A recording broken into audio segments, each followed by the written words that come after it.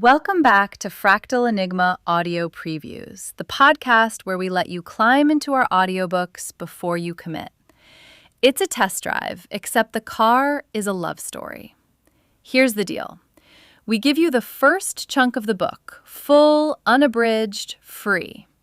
And we cut you off right before the door closes on the part you actually paid for. Cruel? A little. Season 2, Episode 2. We're back with Aurora North. Quick note, this one is a slow burn that detonates. Things happen later in this book I cannot read into a microphone. The bonus chapter has a teal silicone strap-on in it, just so we're calibrated. 300 Miles, a best friend's sister lesbian romance. Marketing director comes home to her 4,000-person hometown for Christmas, walks into her best friend's sister's bookstore at 5:30 in the morning, asks to be asked again. You're going to want to hear what she gets asked. Settle in. Chapter 1, 300 Miles. Elle. The last sign before Juniper Falls says population 4,211.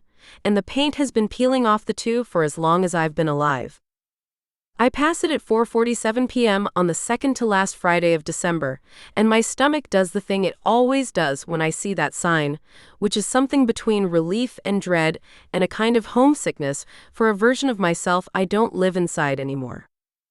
My phone buzzes in the cup holder. May, my assistant in Chicago. I thumb the screen and the text blinks up all caps as usual. Did you leave yet because Wesley is asking? I dictate back without taking my eyes off the road. Tell Wesley I'm 3 states away and my out of office is on until January 2nd. Tell him I love him.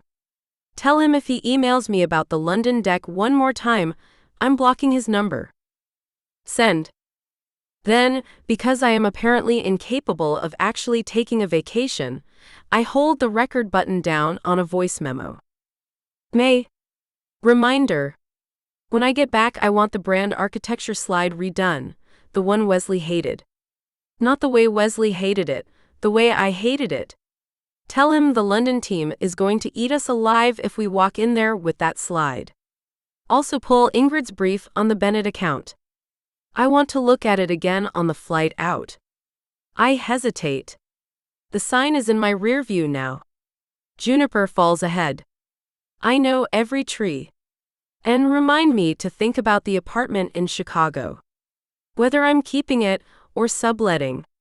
I want to decide before the offer goes firm. I stop recording. 18 months in London. VP of Brand Strategy. 2-bedroom in Marylebone, fully furnished, company car service. The answer to a question I started asking when I was 19, which is, what does it look like when I'm the person I've been pretending I could be? It starts in 3 weeks. I haven't told my parents. I haven't told Theo. I haven't told anyone in this town. I have 10 days here and a wedding dress of a promotion waiting for me when I leave, and I'm going to smile at my mother, eat her cooking, and not start a single fight. Easy. I take the turn onto Birch Street. The lampposts wear fake pine wreaths. The Catholic Church has an inflatable nativity in its front yard, and even from the road I can tell Mary is slightly deflated, which makes me laugh out loud in my car, for no one. Home. My parents' house is at the end of Birch, the white one with the blue shutters, and the fenced-in yard my dad built the year I turned 10. The kitchen window is lit up warm yellow. 2 cars in the drive, Mom's Subaru and Theo's stupid little Audi. I pull in behind him and kill the engine. Sit for a second. Breathe. Okay. My mother is waiting in the doorway before my foot hits the porch. Elena. She says my full name the way only my mother can, with 2 parts exhale and 1 part inventory. Elle Harrison, professional mother, deacon's wife, terrifier of the ladies' auxiliary. Her hair is set in the soft waves she always has for the holidays. Come here. I come. I get hugged. Over her shoulder I see Theo leaning in the kitchen doorway with a beer already in his hand, grinning at me with his whole face. "She's real," he calls. "I win the bet." "What bet?" "I bet Dad $20 you'd actually show this year." "I came last year." "You came for 36 hours. Asterisk. Invalid." My mother holds my face in both her hands, a move I have been trying to escape since I was 12. "You look thin." "Hi, Mom." "Thin and tired." "Love you, Mom." She lets me go and picks up my duffel like I'm incapable, which, fine.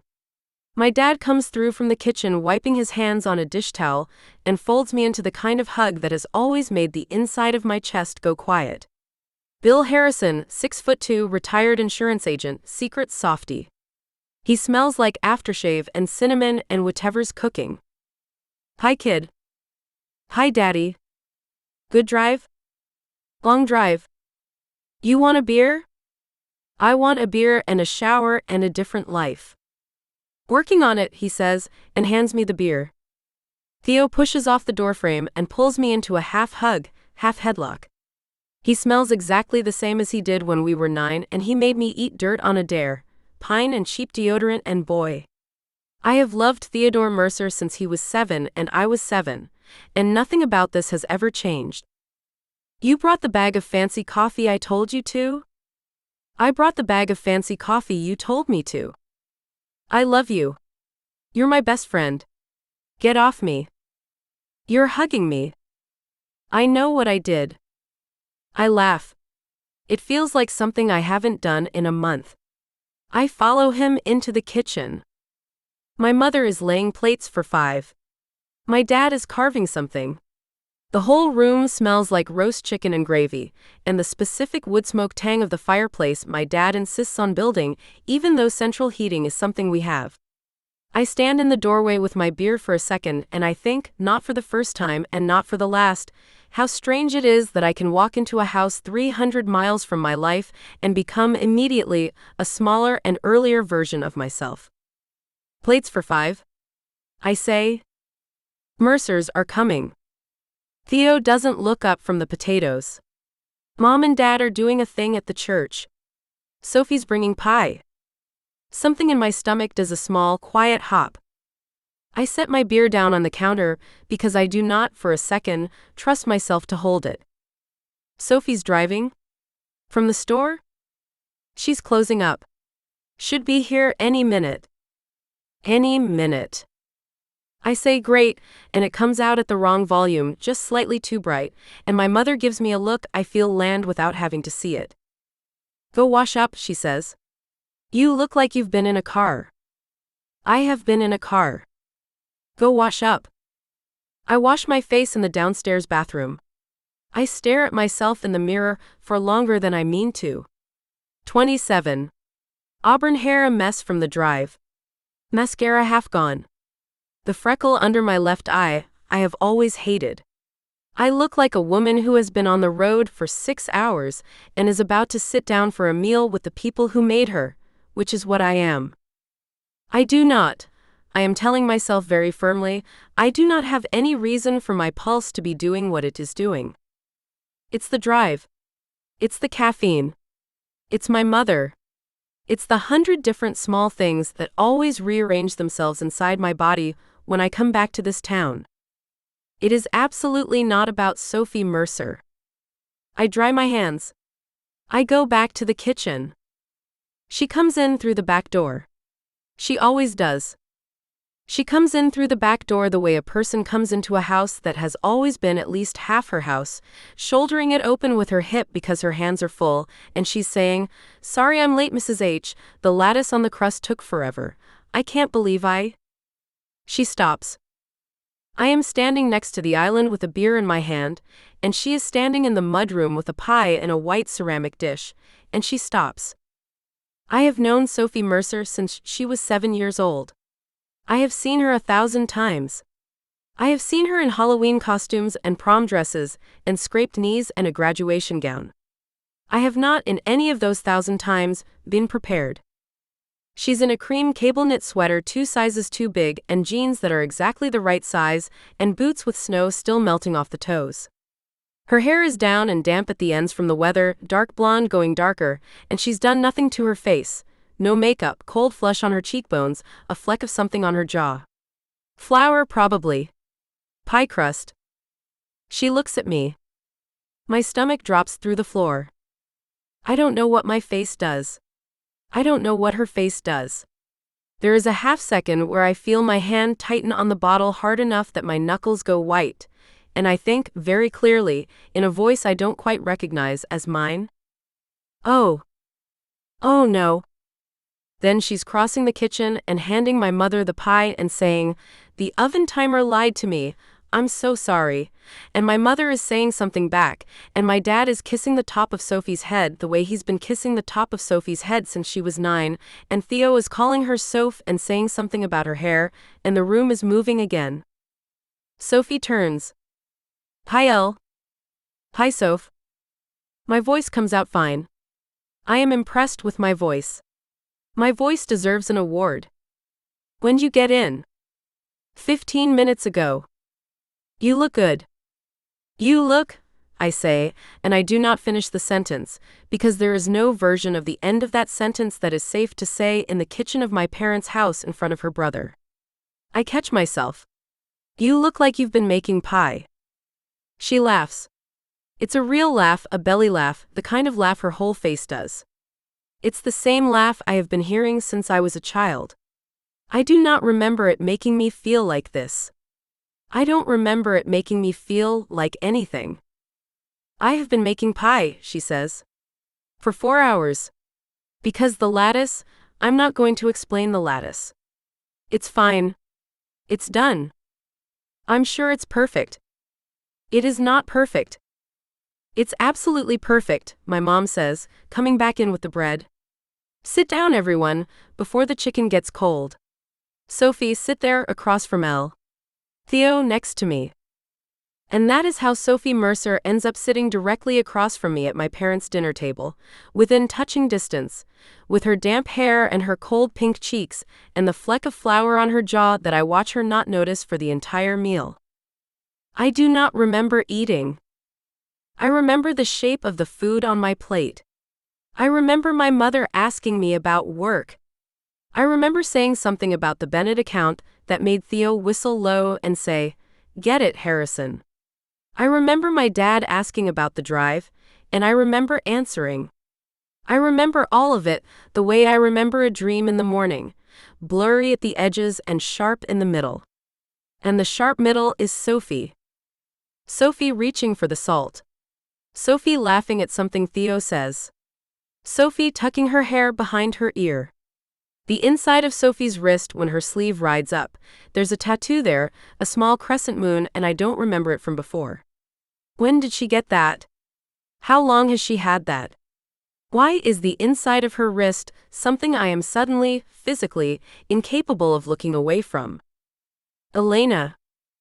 My mother. Whom? I said, "Are you seeing anyone?"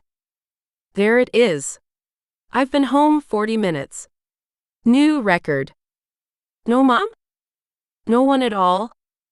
No one at all. Not even casually? Not even casually. There was a nice man at the Kowalski's party last summer, if you remember, the one with the... I remember. He was 44, Mom. And I am not. Theo snorts into his water. My father does the quiet laugh he does when he's not supposed to be laughing. Sophie across from me does not look at either of us. She is cutting her chicken into very small pieces. I just think, my mother says, and I brace, that you've been alone a long time, Elena. I'm not alone. I have friends. Friends are not the same. Mom. I'm just saying. Catherine, my dad says, which is what he always says and which never works. I'm just saying. I was married by 26. I am aware, Mom. Sophie is still cutting her chicken.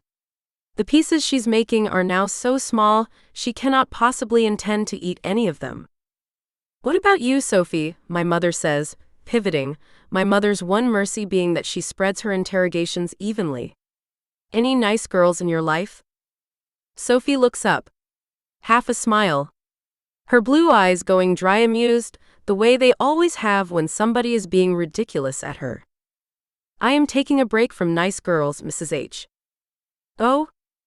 Nice girls, Sophie says deadpan, are a lot of work. Theo says, here, here. My dad raises his glass. My mother opens her mouth to say something, and closes it. I say, cheers to that, and I do not know why I am saying it, I do not know what I am cheering, and I reach across the table and clink my beer against Sophie's water glass. Her eyes come up to meet mine. She holds them. 1 second. 2. 3. I set my beer down. Sorry, she says soft. My knee. Her knee. Her knee is against mine under the table.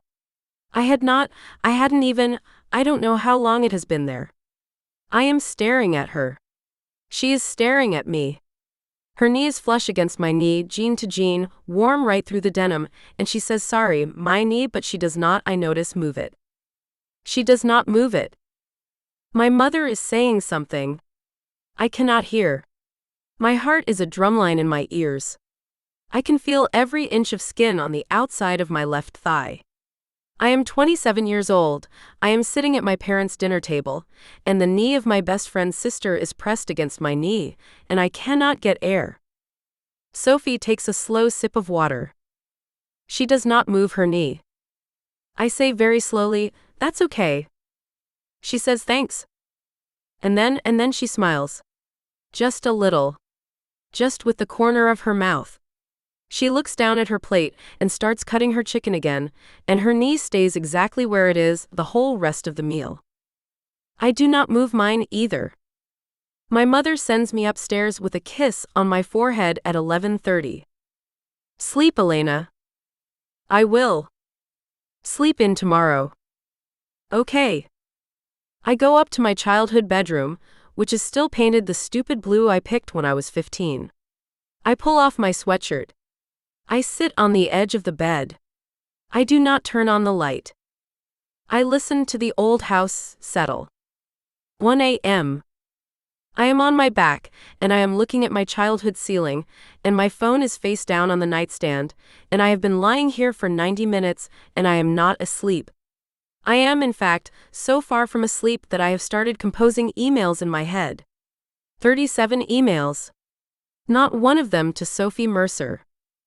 My left knee is warm. I am telling myself my left knee is warm because of the radiator. I am telling myself I didn't notice the tattoo on the inside of her wrist because I have always noticed everything about everyone. That's what I do for a living. That's why I have a corner office at 27. That's why they are sending me to London. I am telling myself the way my stomach dropped when she walked through the back door is because I haven't eaten since Indianapolis. It's the flight. It's the flight. It's the flight. I close my eyes. I see Sophie Mercer's blue eyes across the table. I open them. It's the flight. Chapter 2. The bookstore smells like her. Elle.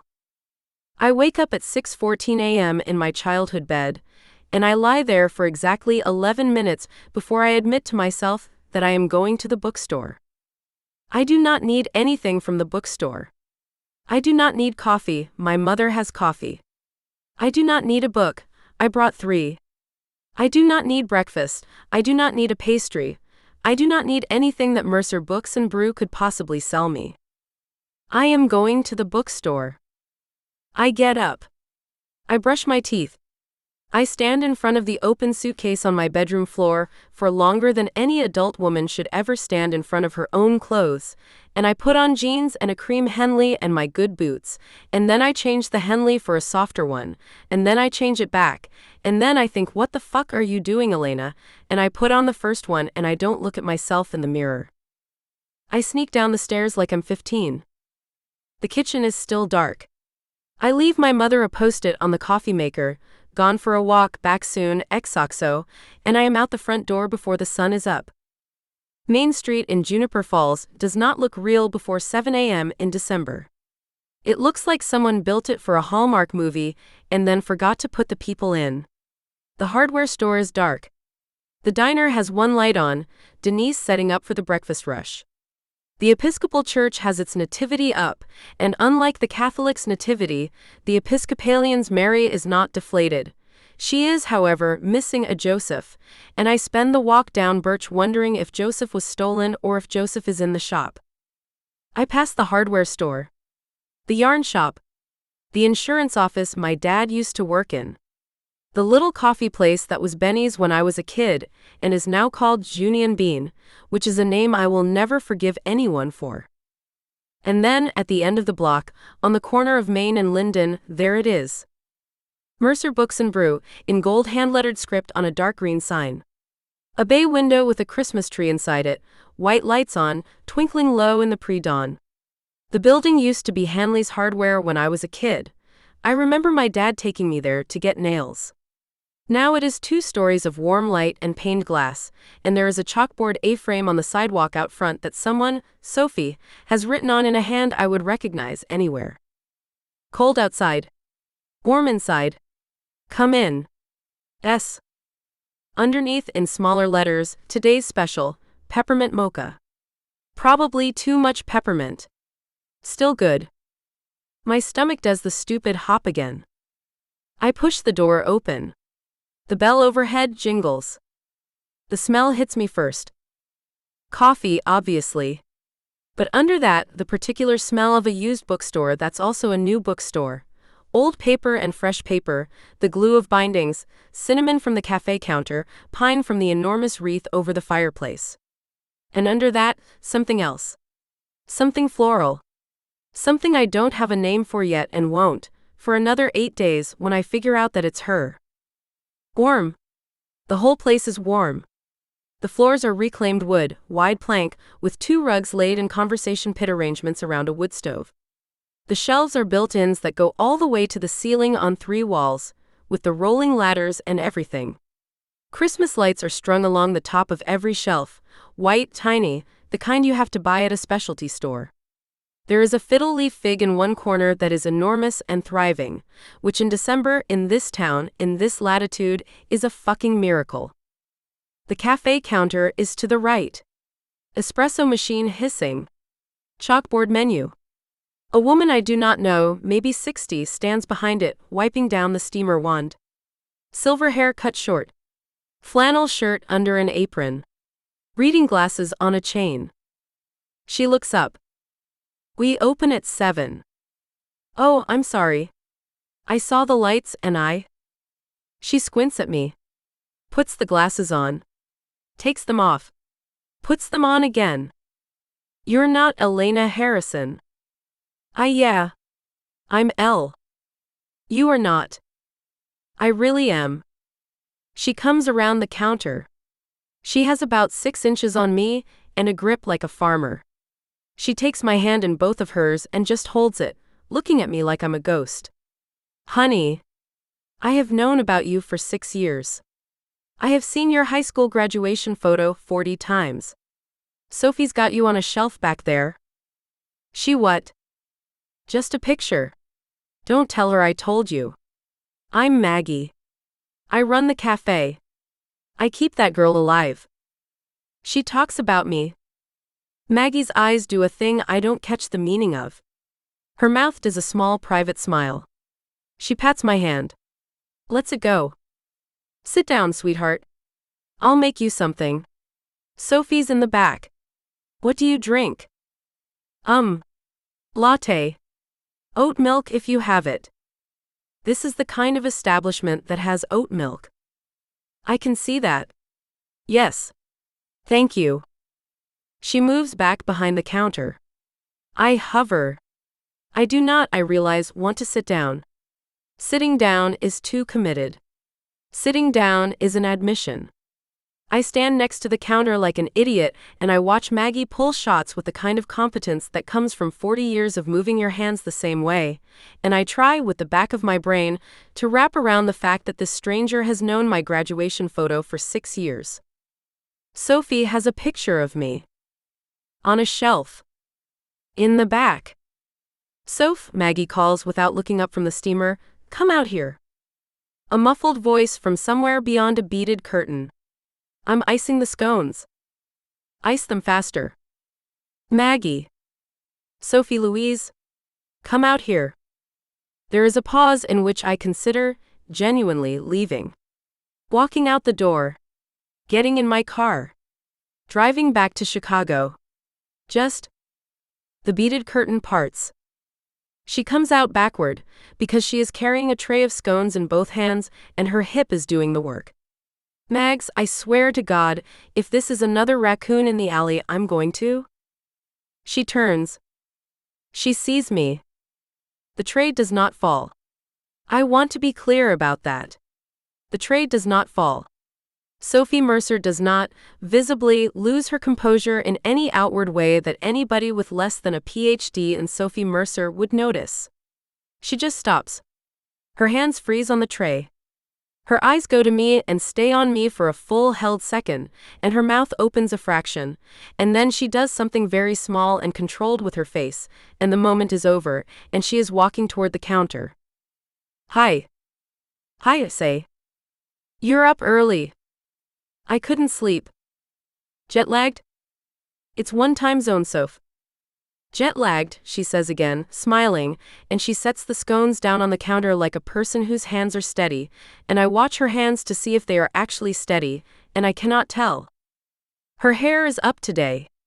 A high loose thing, half coming down, the way she always wears it when she's working.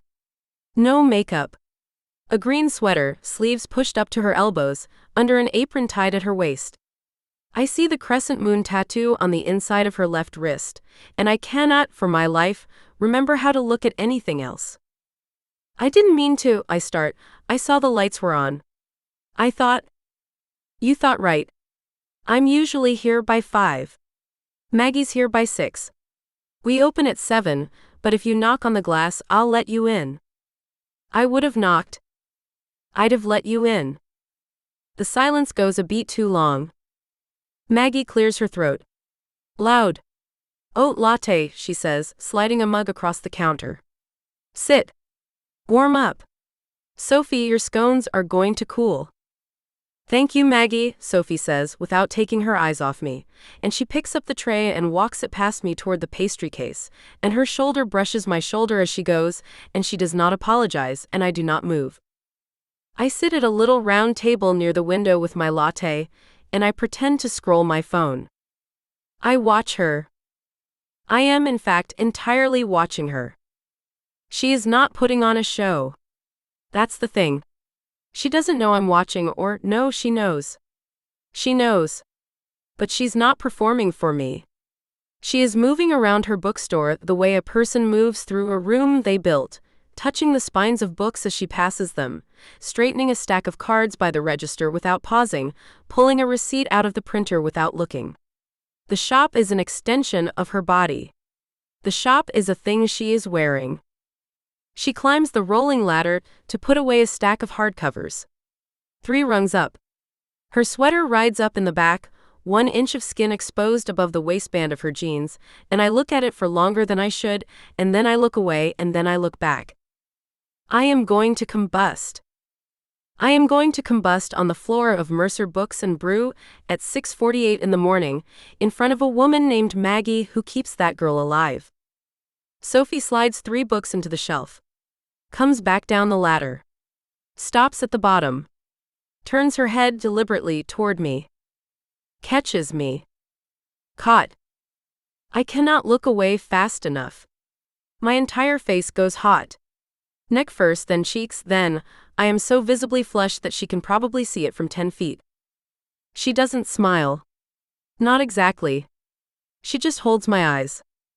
And then she does something with her mouth that is almost a smile. The right corner. Just that. Like she's storing it away for later. She turns back to her work. I take a sip of my latte because I have to do something with my mouth, and I burn my tongue. At 7 on the dot, a small old man comes in. "Morning, Mr. Callahan," Sophie says without looking. "Your order's on the counter." "Bless you, Sophie." "Bless you, Mr. C." He leaves. 2 more customers trickle in. A woman with a stroller. A teenager in a hoodie. Sophie knows all their names. She knows the teenager's name is Caleb, and that his mother is on nights this week, and that his sister has a recital tonight, and good luck. Caleb is 16 years old, and he is clearly in love with her, in the way all 16-year-olds are in love with their local bookseller, and she handles him exactly correctly. Warm, respectful, no hint of condescension, and he leaves with a chai and a copy of A Wizard of Earthsea and a grin. I watch Sophie Mercer run her shop for 31 minutes, and somewhere in there, I understand something that is going to take me another 10 days to admit to myself out loud, which is that I have never in my life seen a person more in their own life than she is in hers. I have a corner office with a view of the lake. I have a title I worked 8 years for. I have a car and an apartment and a calendar full of meetings and a boss who is flying me to London in 3 weeks to give me a bigger office with a better view. I have never once in any of it looked the way Sophie Mercer looks right now, straightening a stack of bookmarks. Around 8, she comes over with a second latte I did not order. On the house. Soph, you don't have to. On the house. Also, come here. She tilts her head toward the back. I want to show you something. I get up. I follow her. Past the cafe counter, past the beaded curtain, into a small cramped hallway that leads to a door marked Office, Staff, Keep Out, I Mean It in Sophie's handwriting with a small heart after the it. She opens the door. It's a tiny office, maybe 6 by 8. Desk. Filing cabinet. Schedule on the wall. A small plant. A framed photo on the desk of her parents and Theo and, God, a photo of me at some barbecue 5 summers ago, laughing at something out of frame with Theo's arm around my shoulders. It's on her desk. On her desk. What did you want to show me, I say, because I need to say something, and my voice is maybe almost normal. In here, she says, and she opens a door behind her desk into the stockroom proper. The stockroom is bigger than the office. Shelves of inventory. Boxes. A step stool. A dusty window in the back with a fir tree outside it scraping the glass. Smells like cardboard and paper, and again, that thing I can't name, which is her. I wanted, she says, to show you this. And she points at the far wall. There's a framed thing hanging on the far wall, above a cabinet. Crooked. Handwritten on old yellowed cardstock in a child's round hand, Sophie's rules for the bookstore when I grow up. 1. Everyone has to be nice. 2. Dogs allowed. 3. Cats allowed but not the same day. 4. Free cookies on Tuesdays. 5. No boys if they are mean. 6. Books cheaper than normal because books should be cheaper. 7. Elle has to come every day. Number 7. Elle has to come every day. I don't say anything. I can't. Sophie is looking at the frame, not me. I wrote that when I was 9, she says quietly. My mom kept it. Framed it. Gave it to me when I bought this place. Soph? I thought you'd want to see it. I thought it was funny. It's not funny. No, she says. It's not really. We stand there. I am looking at number 7. Elle has to come every day. In a 9-year-old's handwriting. With a little heart dotting the I in Elle. Framed. On a wall in a stockroom. In a bookstore she owns. Because a girl I have known since I was 7 years old, the little sister of my best friend, wrote a list of rules when she was 9, and 20 years later she still has it. I don't know what my face is doing. Elena? Yeah. She's looking at me now. Are you okay? Yeah. Yeah, I'm great. That's it, sweet. It's really sweet. Okay. A long pause. Then softer, almost teasing, almost dangerous. You know you're allowed to come every day, right? Even if you don't always. I look at her. She is 3 feet from me in a stockroom that smells like old paper. Her eyes are very blue. Her hair is coming down on the left side. The inside of her wrist is facing me. I can see the crescent moon. I can see a freckle below it. I can see the tendon in her neck when she swallows. Okay, I hear myself say. Okay, she says back. She steps toward the door. Past me. Close enough that her sleeve brushes mine, again, and she does not apologize again, and I do not again move. Come on, city girl. Your latte's getting cold. She walks out. I stand alone in the stockroom for a count of 10. Elle has to come every day. I say out loud to the fir tree on the other side of the window, what the hell am I doing? The fir tree does not answer. Sophie. I wait until I hear the bell over the front door, which means she's gone, and then I put the tray of cleared cups on the counter and I say too casually, Mags, I'm taking 5. Maggie does not look up from the muffin dough. Take 10. 5's fine. Take 10, Sophie. Don't start. I'm not starting. I'm finishing. Take the 10. I go. I go through the beaded curtain and down the little hallway and into the office, and I shut the door and I lock the door, and I lean my forehead against the back of the door, and I breathe. I breathe. I breathe. I have loved Elle Harrison since I was 17 years old. I know the exact night I figured it out. I was 17, she was home from her freshman year of college, she slept over at our house the way she had slept over at our house her entire life, and I, for reasons I did not question at the time, baked her cookies at 11 o'clock at night and took them up to Theo's room where she was staying in the spare twin bed, and she sat up in a t-shirt and no bra, rubbing her eyes, hair everywhere, and she said, Soph, you are the best person alive, and she ate a cookie and she smiled at me, and I went back downstairs and I sat on the floor of my bedroom with the rest of the cookies in my lap and I understood completely what was wrong with me. I have never told her. I have never told anyone. I told my mother when I came out at 19 that there was someone, but I did not tell her who, because there was no point. Because Elle Harrison was never going to be a person I could have. Because Elle Harrison was a girl who was going to leave this town and build a life elsewhere and date men, and the only thing I could do about it was not make it weird.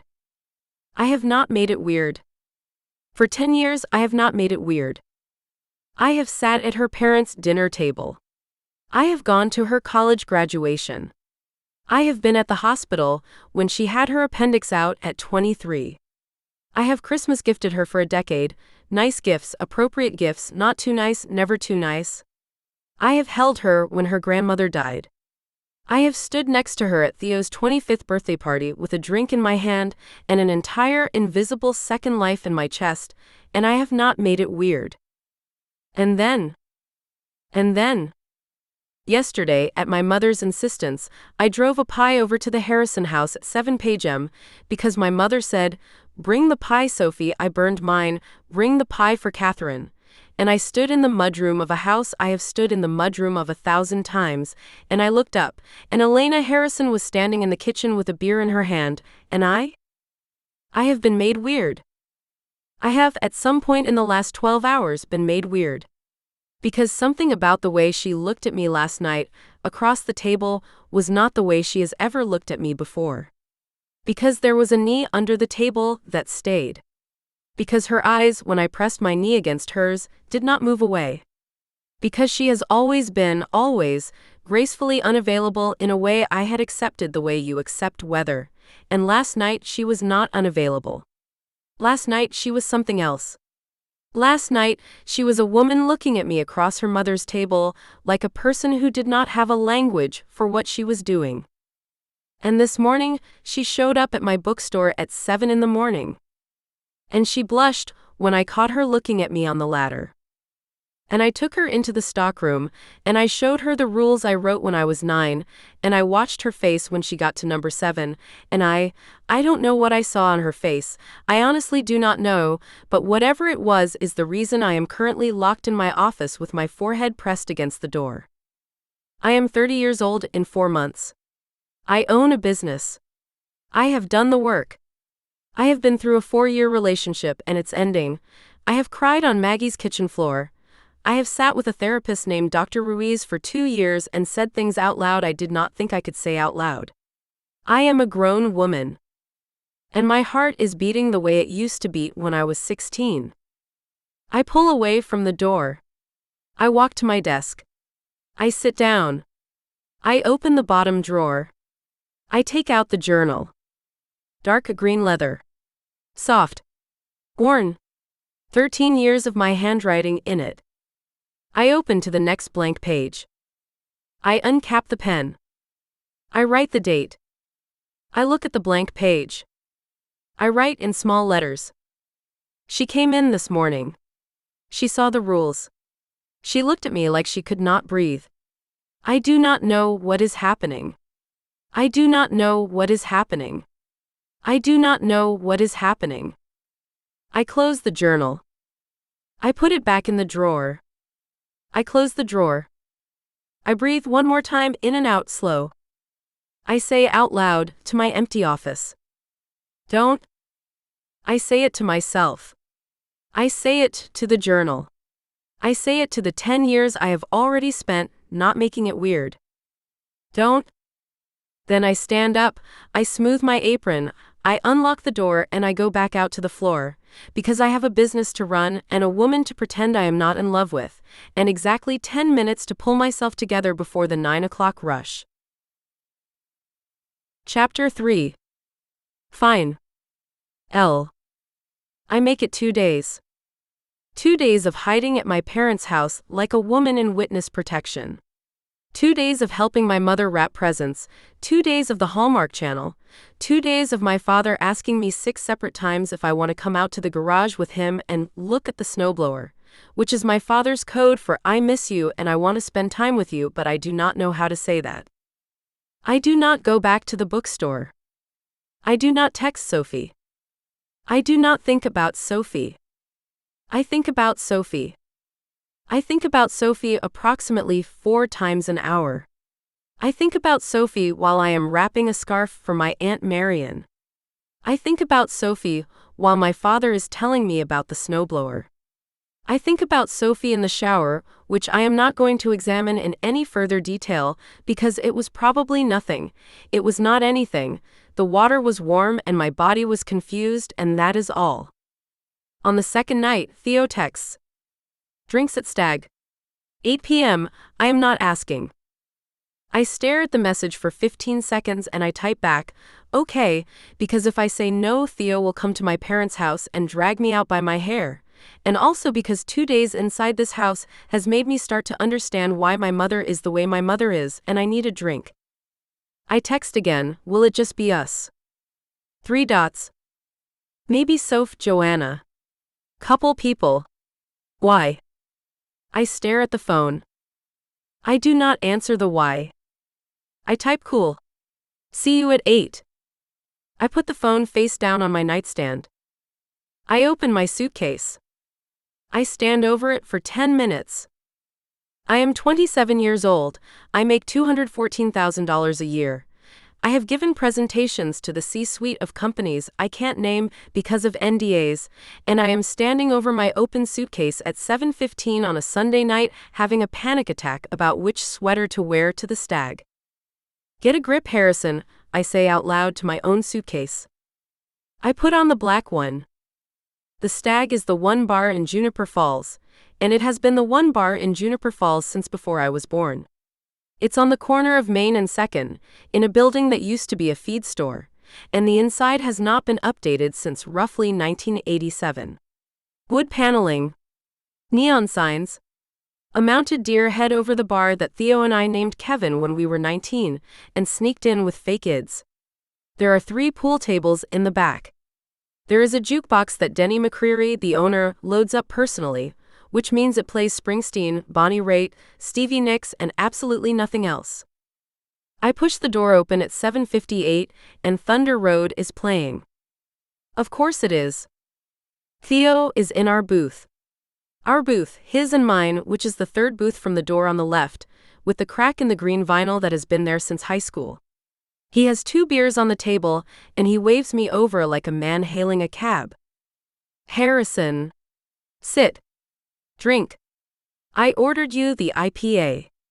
I know you're going to complain that it's too hoppy. I don't care. It's going to be too hoppy. I said I don't care. I slide in across from him. He's in a Henley and a flannel overshirt, looking so much like every other man in this bar that I have to laugh, and he grins at me, and for 1 second I am 16, and this is the easiest relationship in my life, and there is no second thing happening inside my chest. How's it been? The house. The house. Mom asked me 4 times in 2 days if I was dating anyone. She's slipping. I figured 5. She had me get a wheel of brie out of the fridge yesterday and told me a nice woman should know how to cut cheese. Oh no. I said, Mom, I can cut cheese. And she said, it's about the angle, Elena. Theo laughs into his beer. I laugh with him. For 2 minutes I am completely fine. I am a person having a drink with her best friend. Then I hear Sophie's laugh from the door. It's her laugh first, the belly laugh full, the one I've been hearing since we were children, and I know with the hairs on the back of my neck that she is in the room before I have turned my head. I do not turn my head. I pick up my beer. I sip. I am telling myself, cool. I am chill. I am a woman having a beer with her best friend. Oh good, Theo says, looking past me. They made it. Who's they? Soph? Joanna. Ross. Maybe Kira. Kira said maybe. You didn't tell me it was a whole group. Yes, I did. You said a couple people. Elle. 4 is a couple people. In what universe is 4 not a couple people? I can feel Sophie crossing the room. I can feel her the way you can feel a storm. Hey loser, she says to Theo, and she slides into our booth. She slides into our booth. She slides in. She slides in on my side, because Theo has his long legs sprawled across his side of the bench. She slides in next to me, thigh to thigh, and she says, sorry, scooch. And I scooch because my body apparently takes orders from her, and now she is pressed all the way up against my left side from my shoulder to my knee. She is wearing a soft gray Henley with 3 of the buttons undone. She is wearing jeans that I would tell you, under oath, are not tight, they are not tight, and yet they are sitting on her hips in a way that is making me consider the death of God. She is wearing her hair down and her crescent moon tattoo is right there on the inside of her wrist, 2 inches from my thigh on the bench, and she smells like cold air and whatever she washes her hair with, and a faint note of something spicy that I want to, inadvisably, put my nose against. Hi Elle. Hi Soph. This okay? She flicks her eyes down at where our legs are touching. It's fine. I can move. It's fine. Okay. She does not move. Theo does not appear to notice any of this. Theo, God bless him, is waving at the bar for another round. Joanna and Ross show up 5 minutes later. Joanna is Sophie's best friend, has been since they were 12, a tall black woman with a septum ring and a master's in library science who currently works at the middle school. Ross is Joanna's on-again off-again boyfriend, 6'5", soft-spoken, owns a tree service company. Kira doesn't show. The booth gets loud. The bar gets louder. I drink my 2 hoppy IPA. I drink a second one, Theo orders without asking. Sophie orders me a third, because I know you, Elle Harrison, and you came here to drink. Her thigh is still against my thigh. At some point, 15 minutes in, she shifts and the back of her hand brushes my knee under the table and stays there, the flat of her fingers against the denim of my jeans, and she does not, for the entire length of a conversation Theo is having with Ross about snow tires, look at me once. I cannot taste my beer. I cannot hear snow tires. I can hear my own pulse in my ears. I can hear Bonnie Raitt on the jukebox now, I can't make you love me, because Denny McCreary is a bastard. I can feel exactly 4 fingers against my left knee, and I can feel her thigh against my thigh, and I can feel, a little, her shoulder against my shoulder every time she laughs, and I am aware that I have been fine in my life. I have been fine for 27 years and I am becoming less fine. At 9:40 Theo says, pool. Now. Me and Ross versus the ladies. Come on. Oh no, I say. I haven't played pool in. That's why you're on the latest team. Joanna is a shark. Sophie is adequate. Your handicap weight. Get up. Thank you for that. Get up, Harrison. I get up. The booth releases me. Sophie stands and stretches, her Henley pulling up 1 more inch of skin at her waist, and I do not look. I have not looked. I am not looking. I am looking. We move to the pool tables in the back, which are under a pendant light so low Theo once bumped his head on it in 2019. The 4 of us crowd around the table. Theo is rolling up his sleeves. Joanna is chalking a cue. Sophie is pulling her hair up into a ponytail, arms above her head, the Henley riding up again, and I am going to lose my mind. Break it, Ross, Theo says. Ross breaks it. 1 stripe goes in. He sinks a second one. He misses the third. Elle, you're up. Theo, I really haven't. Break a 4-ball rotation, 9 in the side. Just hit something. Theo. Just hit something, Harrison. We are not playing for money. I pick up a cue. I go to the table. I line up a shot I have not even remotely thought through. My stance is wrong. Everyone can see my stance is wrong. I bend over the table and famously, I have no idea how to hold a pool cue.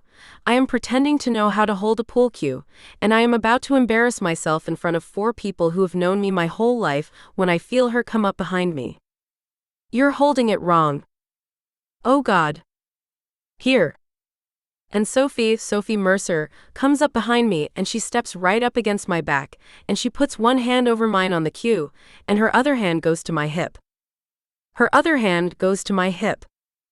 Her chest is against my back. Her breath is at the shell of my right ear. I stop breathing. You're gripping too tight. Her voice is normal. Her voice is conversational. Her voice is the voice of a person helping another person with pool. Nothing about her voice is doing what her body is doing. Loosen your hand. Just the fingertips. Let the cue glide. Okay. Widen your stance. Okay. She taps the inside of my right foot with her boot. I widen my stance. Bend a little more. I bend a little more. Not like that. Here, and her hand at my hip slides just a little, just a fraction, down toward the outside of my thigh, and I make a sound that is not quite a sound, barely a breath out of my nose, and she goes very still behind me. 1 second. 2. Then she continues perfectly normal, like that. Good. Now her fingers adjust on the cue over mine, follow through. Don't jab. Let your arm do the work. Follow through, I repeat. She does not step back. Her hand is at my hip. Her other hand is on mine. Her chest is against my back. I am pressed forward against the edge of the pool table, in the Stag in my hometown on a Sunday night, with half my body currently inhabited by a woman who is teaching me how to hit a ball. Take the shot. Right. Whenever you're ready. Right. I take the shot. I scratch. The cue ball sails off the table, bounces once on the felt, and rolls across the floor toward Theo's boot. Jesus Christ, Harrison. I'm sorry. That was worse than nothing. I told you I haven't played in. Sophie is laughing. She is laughing against my back. She is laughing, and the laugh is moving through her chest into my shoulder blade, and she is finally, stepping back, and as she steps back, her hand slides off my hip, and her fingers trail very deliberately from my hip across the small of my back and off. It is the slowest, most casual, most deniable motion I have ever felt in my life. Theo does not see it. Joanna sees it. Joanna, from across the table chalking her cue, catches my eye, and then cuts her eyes to Sophie, and her left eyebrow goes up about 1 millimeter. She does not say a word. She says nothing. Her face does nothing. She just chalks her cue. but her eyebrows stays up. I feel physically my face get hot. I feel the flush crawl up my neck. I feel in the bar mirror behind Joanna, my own reflection, the flush is visible. I am lit up like a Christmas light. I am lit up like the whole damn bar. Joanna tilts her head like, She puts her cue down. Excuse me. Bathroom. And she walks away. Sophie is back at our side of the table, leaning on her cue, watching me. You okay? I'm great. You sure? Yeah, just the ball went. The ball went. Yes. You should practice more. Should I? MMHM. She is looking at me. Just looking at me. The corner of her mouth is doing the thing it did in the stockroom, storing something away. Her eyes are on me, and she is not hiding what her eyes are doing. She is, I realize, not even trying anymore. She is looking at me like a woman looks at a woman, and she is waiting. She is actively, physically waiting, with her cue in her hand, to see what I am going to do about it. I look at Theo. Theo is counting the cash in his wallet to see if he has enough for another round. I look at Ross. Ross is looking at his phone. I look back at Sophie. Sophie's eyebrow, not Joanna's eyebrow, Sophie's eyebrow, the left one, the one she raises when she's amused, when she's daring you, goes up. Your turn, Soph, I hear myself say. My voice is not mine. Is it? It is. She holds my eyes for one more second. Then she turns away and takes her shot, and she sinks a stripe cleanly, and Theo groans and says, God, I forgot you're good at this, and Sophie says, yes you did, and the game goes on. I lose track of how much I drink. I lose track of how much Sophie drinks, which I realize, watching. She is on her second beer. No, third. A slow third. She is not drunk. She is handling herself. She is laughing with Joanna about something in the middle school. She is winning at pool. She is at one point leaned against the wall by the jukebox with Ross, giving him actual advice about Joanna, actual real relationship advice, and I watch her do it through the bottom of my glass and I think, she's a grown-up. She is a full-grown, entire adult, and I have not seen her this way before, and I do not know what I have been doing for 10 years. My phone buzzes. Naomi. Are you alive? Are you at a bar? Send proof of life. I slip out into the vestibule between the bar and the front door. It's cold in the vestibule. My breath fogs. I press the FaceTime button because I am, perhaps, a little drunk and perhaps a little unwise. Naomi picks up on the second ring. Naomi is in her pajamas on her couch, holding a glass of wine with her cat Edwin on her lap. Elena rose. Where are you? I'm at the bar. Hi. You look weird. I'm not weird. Your face is weird. What is your face doing? Nothing. Elena? Nothing, Naomi. Naomi tilts her head. Naomi waits. Naomi has been my best friend since we were 22, and we met in a marketing seminar, and she leaned over and whispered, this man's tie is a war crime, and I fell in love with her on the spot. Elle, she says softer. Are you okay? Yes. Yes? I'm yes. Is it your mom? It's not my mom. Your dad? It's not my dad. Theo? It's not Theo.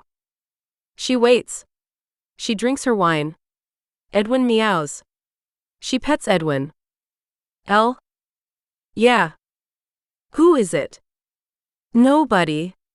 It's nobody, nay, I just had too much to drink and I miss you and I'm cold and... You're lying to me. I'm not. Naomi. Elena. I just wanted to check in. Okay. I'll call you tomorrow. Elle? I'll call you tomorrow. Elena Rose Harrison. What? Try again. I open my mouth. I close my mouth. My breath fogs in front of my face. Behind me, muffled through the door, I can hear the jukebox playing Thunder Road again, because Denny McCreary has maybe 12 songs total, and I can hear Theo laughing, and I can hear a voice I would pick out of 1,000 voices, and I am so tired. I am suddenly so tired. I don't know yet, I say. Naomi's face does something. Softens. She does not push. She has never pushed in 6 years of knowing me, and she does not push now. Okay, she says. Okay, babe. Drink water. Call me when you know. I love you. I love you more. She hangs up. I stand in the vestibule with my phone dark in my hand. I go back in.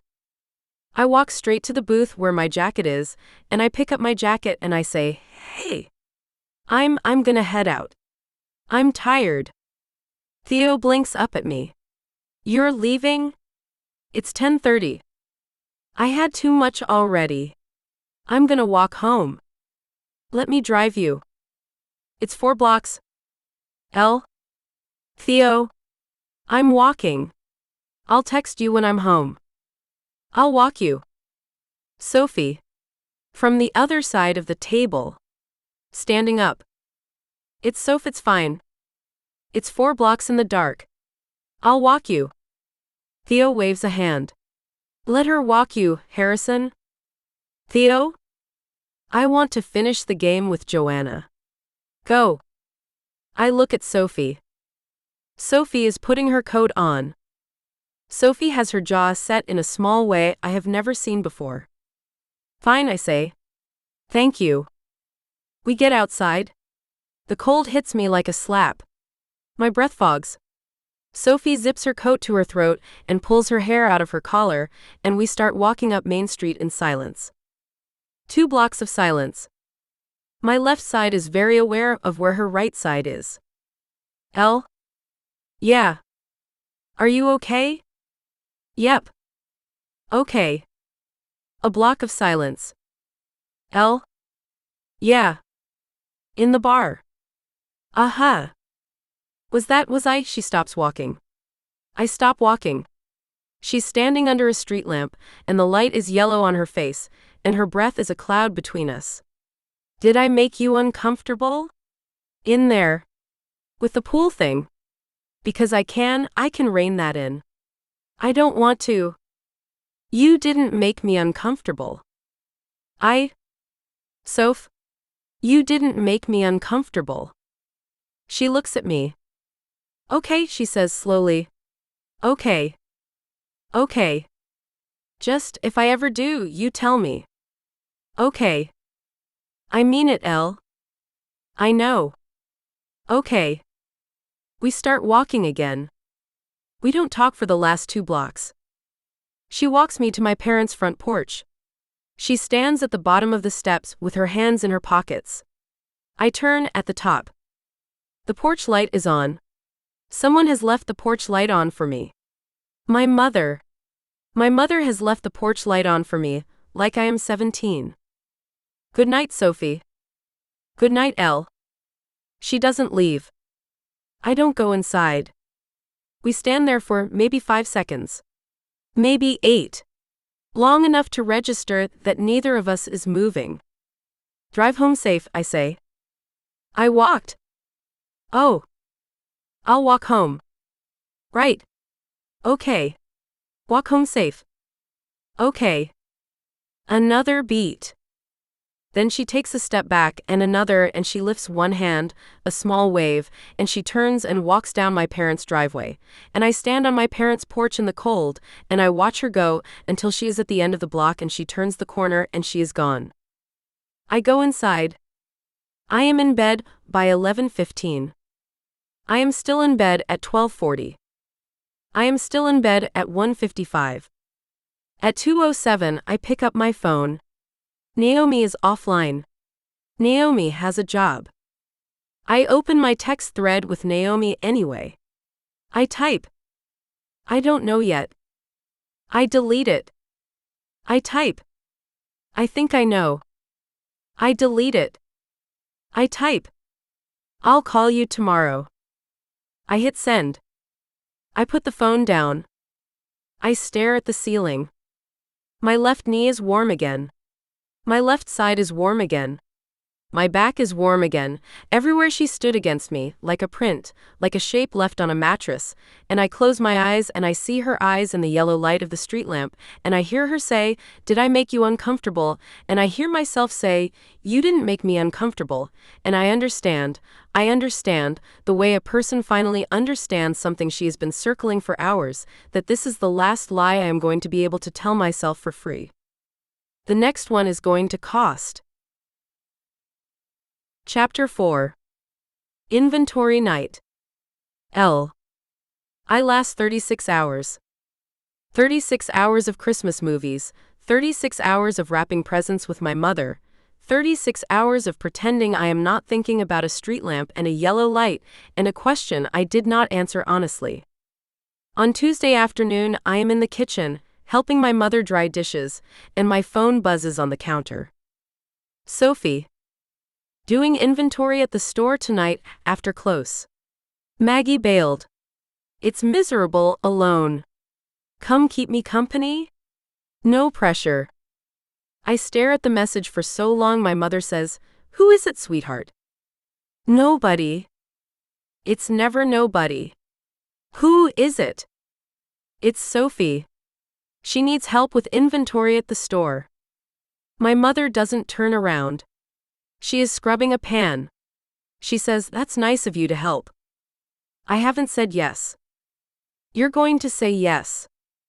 How do you know? Because you're already drying that same plate for the third time, Elena. I put the plate down. I'm going to go, I say. To help. Be home by midnight. Mom, I'm 27. Be home by midnight anyway. I type back, what time? The 3 dots come up immediately. She was watching her phone. Closes at 7. Come at 7:30. Bring wine. I'll feed you. I type OK. Delete it. Type OK, red or white? Send. Red. I am in a red mood. Red mood. I am going to be sick. I get to the bookstore at 7:31 with a bottle of Pinot Noir I bought from the wine store on Main and too much lip balm on. The lights are on. The sign says closed. I can see her through the front window, on the floor in the children's section, sitting cross-legged in a sea of picture books, with a clipboard and a pen in her mouth and her hair in a messy bun that has about 8 hours of work in it. She has on a different sweater than she had on this morning. I noted this morning from the front window of my parents' house when she drove past to the shop at 4:47 a.m., which I am not going to examine, a soft dark green, nearly black, with a wide neckline that is slipping off one shoulder. She sees me through the glass. She stands up. She walks to the door and unlocks it and opens it and says, "You came." I came. I wasn't sure you would. Why wouldn't I? She just looks at me for a second. Then she smiles, takes the bottle from my hand, and says, "Come on in, city girl, before you freeze." Inventory, it turns out, is horrible. Inventory in a bookstore is a person with a clipboard and another person with a barcode scanner, working shelf by shelf for hours. Sophie gives me the scanner. I am trained in 30 seconds. Aim, click, wait for the beep, read off the title if it doesn't scan. Sophie has the clipboard and the master list. We have a radio on low in the background, tuned to the classic rock station out of the next county because Sophie says, "If we don't have music, I will kill one of us before midnight." We start in the back. Science fiction, fantasy, mystery. She opens the bottle of wine in the cafe and pours me a glass in a proper wine glass she has stashed behind the counter. She pours herself one. She says, "To inventory," and I say, "To inventory," and we clink and I drink too fast. An hour in, we are halfway through the mystery shelf, and I am surprised to find I am having a genuinely good time. She's funny. I forgot she was funny.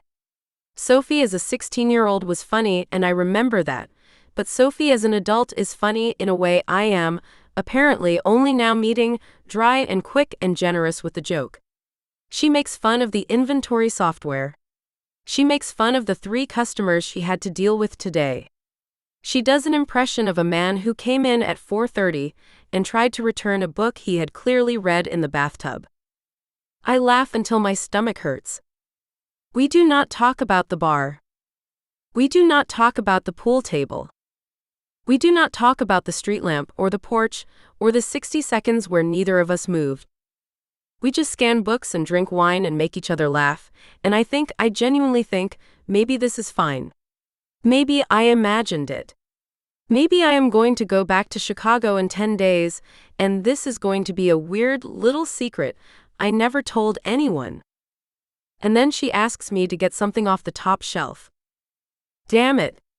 There's a Miss Shelf up there. Above the Elmore Leonards.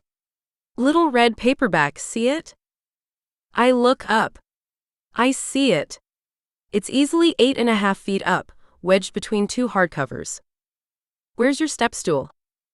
Maggie took it home to paint something last week and hasn't brought it back. I was going to use the rolling ladder, but it's jammed on the track. I'll fix it tomorrow. Can you? I'll grab it. You sure? I'm 5'6" and I've been doing pull-ups, Sophie Mercer. Have you now? I have. Show me. Don't start. I take a step up onto the bottom shelf. I grab the 3rd shelf up for balance. I reach. My fingers graze the red spine. I need another inch. I push up onto my toes on the shelf I'm standing on. The shelf creaks. I wobble. And then there are hands on my hips. 2 hands. Both of them. On both sides of my hips, steadying me. I've got you. Her voice is under my ear. Her hands are on my hips. She is standing behind me, close, not pressed against me. Her chest is an inch away from my back. I can feel the warmth of her without the contact, and that is somehow so much worse, and her hands are firm and solid on my hip bones and she is not moving them. I freeze. I go entirely still. I have the book in my hand. I could come down. I could come down right now. I do not come down. Got it, she says. Got it. Okay. Coming down.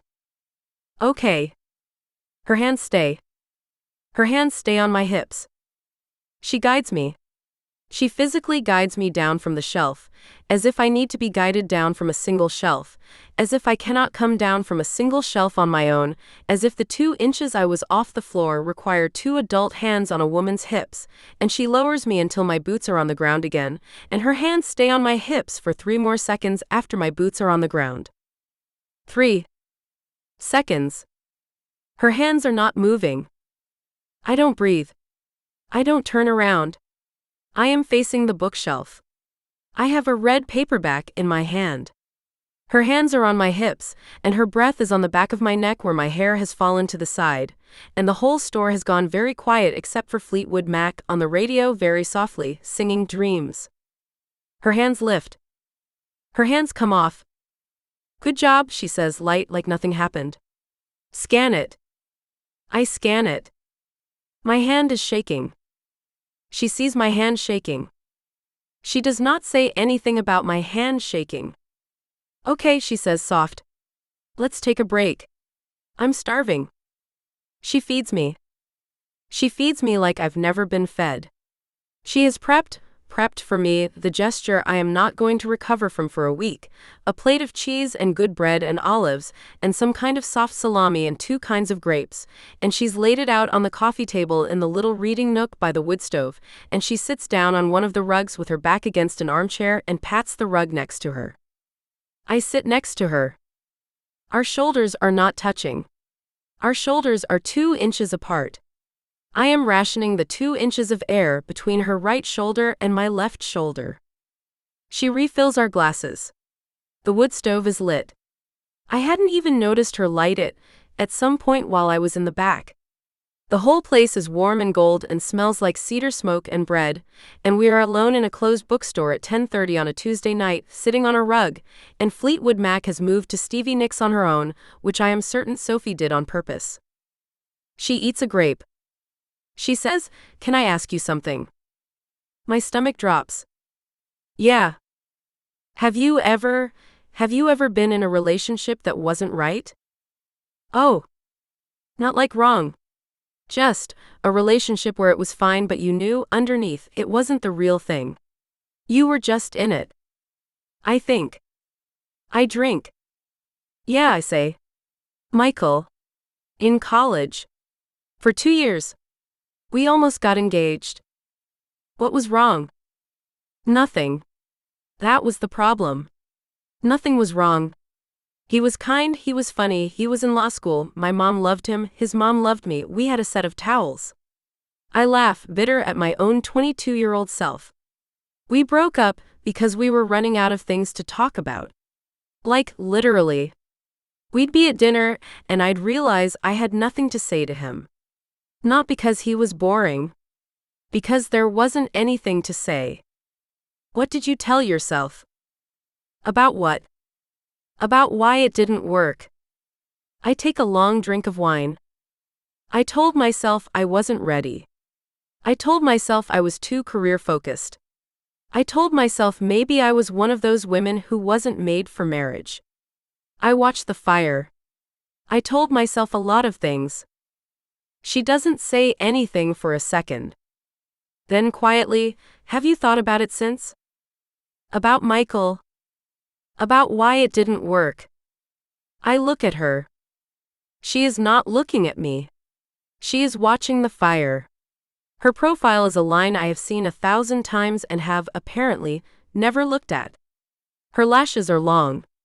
There is a tiny, tiny scar under her jaw I never knew about. Her mouth is soft. Some, I say. Lately. Last couple days. She looks at me then. Her eyes are very blue in the firelight. Yeah, she says. Yeah. We hold it. Then she breaks the look, gently, not sharply, more like a person setting something down carefully because she doesn't want it to crack, and she takes a drink of wine and she says, "Can I tell you a story?" Yeah. About me. Yeah. She brings her knees up, wraps her arms around them. Her hair has come further out of the bun, which she is not fixing. She is looking at the wood stove, and I get the sense she is not going to look at me while she tells me this. And I get the sense she needs me not to be looking at her either, and so I look at the wood stove too. I came out when I was 19, she says. I know you know that. But you don't know what it was like. Nobody does, really. I've never told anyone exactly what it was like. Okay. It was like, she breathes in. Breathes out. It was like I had been listening to my life on AM radio for 19 years. Like static. All the words a little fuzzy, all the music a little wrong, and I thought, okay, this is what music sounds like, this is what my life sounds like, it's fine, I'm fine. And then when I was 18, I kissed a girl at a party on a dare, and the radio came in. The static cleared. And I was like, oh. This is what it's supposed to sound like. I've been listening to the wrong station my whole life. And then I spent a year trying to convince myself it was a fluke. Because, small town, church every Sunday, nice boys in the youth group, good girl, you know the story. And I dated a guy that whole year. Steady good guy. Went to community college with me. And every night after I came home from a date with him, I'd lie in bed and I'd be like, you need to want this. You have to want this. You are going to want this, Sophie, because the other thing is not okay. She takes a drink. And then one night I went home from a date and he kissed me goodnight and I thought that was nothing. I thought that was literally nothing to me. I might as well have kissed the door of my car. And I went inside and I sat on my bed and I thought, I'm gay. I thought it like a fact. Like the sky is blue. I'm gay. And I cried for about 2 hours because I knew what it was going to cost me. And then I got up and I washed my face and I went downstairs and I told my mom. How'd she take it? She cried. Then she hugged me. Then she said, well, does this mean we can stop pretending you were going to marry Timothy, because I think the boy is a little slow? I laugh. I laugh so hard I almost spill my wine. She laughs with me, and we laugh for a second, and then the laughter goes soft, and she is smiling at the fire, and her eyes are a little wet, and she says, "It's the best thing I've ever done." Telling the truth. It was the best thing I've ever done, Elle, and it was also the scariest, and it was the hardest, and sometimes I still think about the year before. The year of AM radio. And it makes me so sad for her. The 19-year-old me. I think about how tired she was, and she didn't even know she was tired. Does that make sense? Yeah. Like you said about the set of towels. You were just in it. And you didn't even know there was a thing you weren't in. Yeah. I can't look at her. I am looking at the fire. I am looking at the fire, and I am breathing through my nose because the inside of my chest feels like it's been cracked open with a tool I don't have a name for, and she is doing something to me.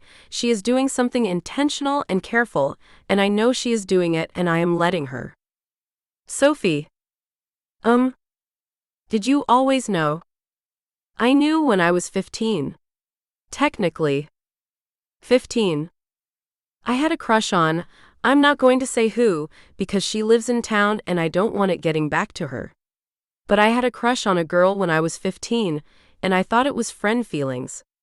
I thought all friendships felt like that. I thought I was just very good at being friends. And I went to sleepovers and my heart would be pounding and I'd be like, wow, I really love my friends. I laugh again. She laughs again. And then when did you know no? 18. The party. The dare. What did it feel like? Like a kiss. She looks at me. It's a long look. I realize, I did not mean to ask that question. The question asked itself. The question came out of my mouth unsupervised by me. What did it feel like? She says softly. Yeah. She thinks. She is thinking. She is choosing her words. She is not, I understand, going to say the thing she wants to say. She is going to say something smaller, for my benefit, and I can see her do the math in real time. It felt, she says carefully, like a thing I had been avoiding all my life just stopped being avoidable. Her eyes are on my mouth. She looks back up at my eyes. I do not breathe. Does that make sense? She says quieter as an answer. Yeah, I whisper. Yeah. Yeah. She does not move. I do not move. The fire crackles. Stevie Nicks is singing very softly, Landslide. Sophie's eyes are on my eyes. Her mouth is about 14 inches from my mouth. If I leaned 6 inches, if I closed the distance the way I could close the distance, she would meet me. She would meet me. I know, with my entire body, that if I leaned in right now, Sophie Mercer would let me. I do not lean in. I cannot, I have not given myself permission to know what I know. I have not said it out loud to myself or to Naomi or to anyone, and I cannot do this while I am still lying. She watches my face. She sees me not lean in. She does not look away. She does not look disappointed. She does not look pushed. She just, very gently, very deliberately, like a person putting a cup down so it doesn't make a sound, leans back against the armchair. Takes a breath. Takes another drink of wine. Some people, she says, know in pieces over years. Some people, I whisper. Yeah. Another beat. Then bright, pivoting, saving me, okay. Self-help. Travel. Home and garden. We've got like 90 minutes left. Come on. She stands up. She offers me a hand. I take her hand. Her hand is warm. I stand. She pulls me up a little harder than she needs to, just a fraction, and my balance tips, and my free hand goes flat to her chest to steady me, and I am, for maybe 2 seconds, chest to chest with Sophie Mercer, my palm against her collarbone, her hand in my hand, her face 4 inches from my face. She breathes out. Then she takes a careful step back. Lets go of my hand. Smiles, soft, not teasing, soft like she is being careful with something fragile she would rather not break, and turns toward the shelves. Bring your scanner, Harrison. Yep. You doing okay? Yep. Okay. Yep.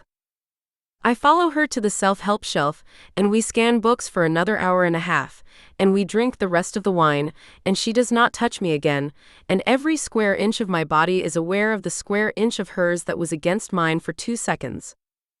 At midnight on the dot, we are done. She walks me to my car.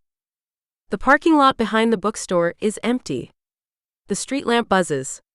My breath clouds. I fumble my keys. She catches the keys mid-fall, reflex, fast, and hands them back to me. Our fingers brush. She does not linger. Good night, Elle. Good night, Soph. I get in. I start the car. I let it warm up. I watch her in the rearview mirror. She's standing at the back door of the shop, arms crossed against the cold, waiting, making sure my engine turns over, the way she has done for every customer of hers at closing time for 8 years. She is a person who takes care of people. I have known this about her my entire life. I have never, until this second, understood what it meant. I pull out of the lot. I drive 4 blocks. I park in my parents' driveway. I turn the car off. I do not get out. I sit in my car in my parents' driveway at 12:11 a.m. with the heat ticking down, and I put my hands on the steering wheel, and I think about the way her voice sounded when she said it felt like a thing I had been avoiding all my life just stopped being avoidable, and I think about the way her chest felt for 2 seconds under my palm, the way the bone of her collarbone was right there, under the sweater, under the skin, a whole living person, a whole living woman underneath my hand, and I press my forehead against the steering wheel, and I say out loud to no one, "Oh no." I say it quiet. I say it like a person who has just understood. Oh no. Oh no. Oh no. I sit in my car for another 10 minutes before I can make myself go inside. Chapter 5. The Kiss That Didn't Happen. Elle. I spend Wednesday in bed until 11. I spend Wednesday afternoon at the grocery store with my mother, because she is terrorized by the idea of hosting a 12-person Christmas Eve open house tomorrow, and she has decided, at 48 hours' notice, that she needs 3 more kinds of cheese, a new bottle of vermouth, and something she keeps calling fancy crackers. I push the cart. I nod at women I have not seen since I was 17. I smile. I say yes, Chicago going great, work is great, yes, still single, yep, no, none of that, haha, thanks, Merry Christmas. I do not think about Sophie Mercer once. I think about Sophie Mercer the entire time. I think about her hands on my hips. I think about her mouth, saying it felt like a thing I had been avoiding all my life, just stopped being avoidable. I think about the 2 seconds my palm was on her chest, and the shape of her collarbone through her sweater, which is a thing I would have told you, a week ago, I did not know I had any feelings about. I think about what it would have felt like if I had leaned in the 6 inches between us in front of the wood stove, and I think about what it would have felt like if I had not stopped my hand from sliding from her collarbone up to her jaw, and I think about her mouth, I think about her mouth, I think about her mouth, and by the time my mother is paying at the register I am so flushed that the checker, a sweet girl named Carly who used to babysit for the Wilsons down the block, says, "You okay, Miss Harrison? You look real warm."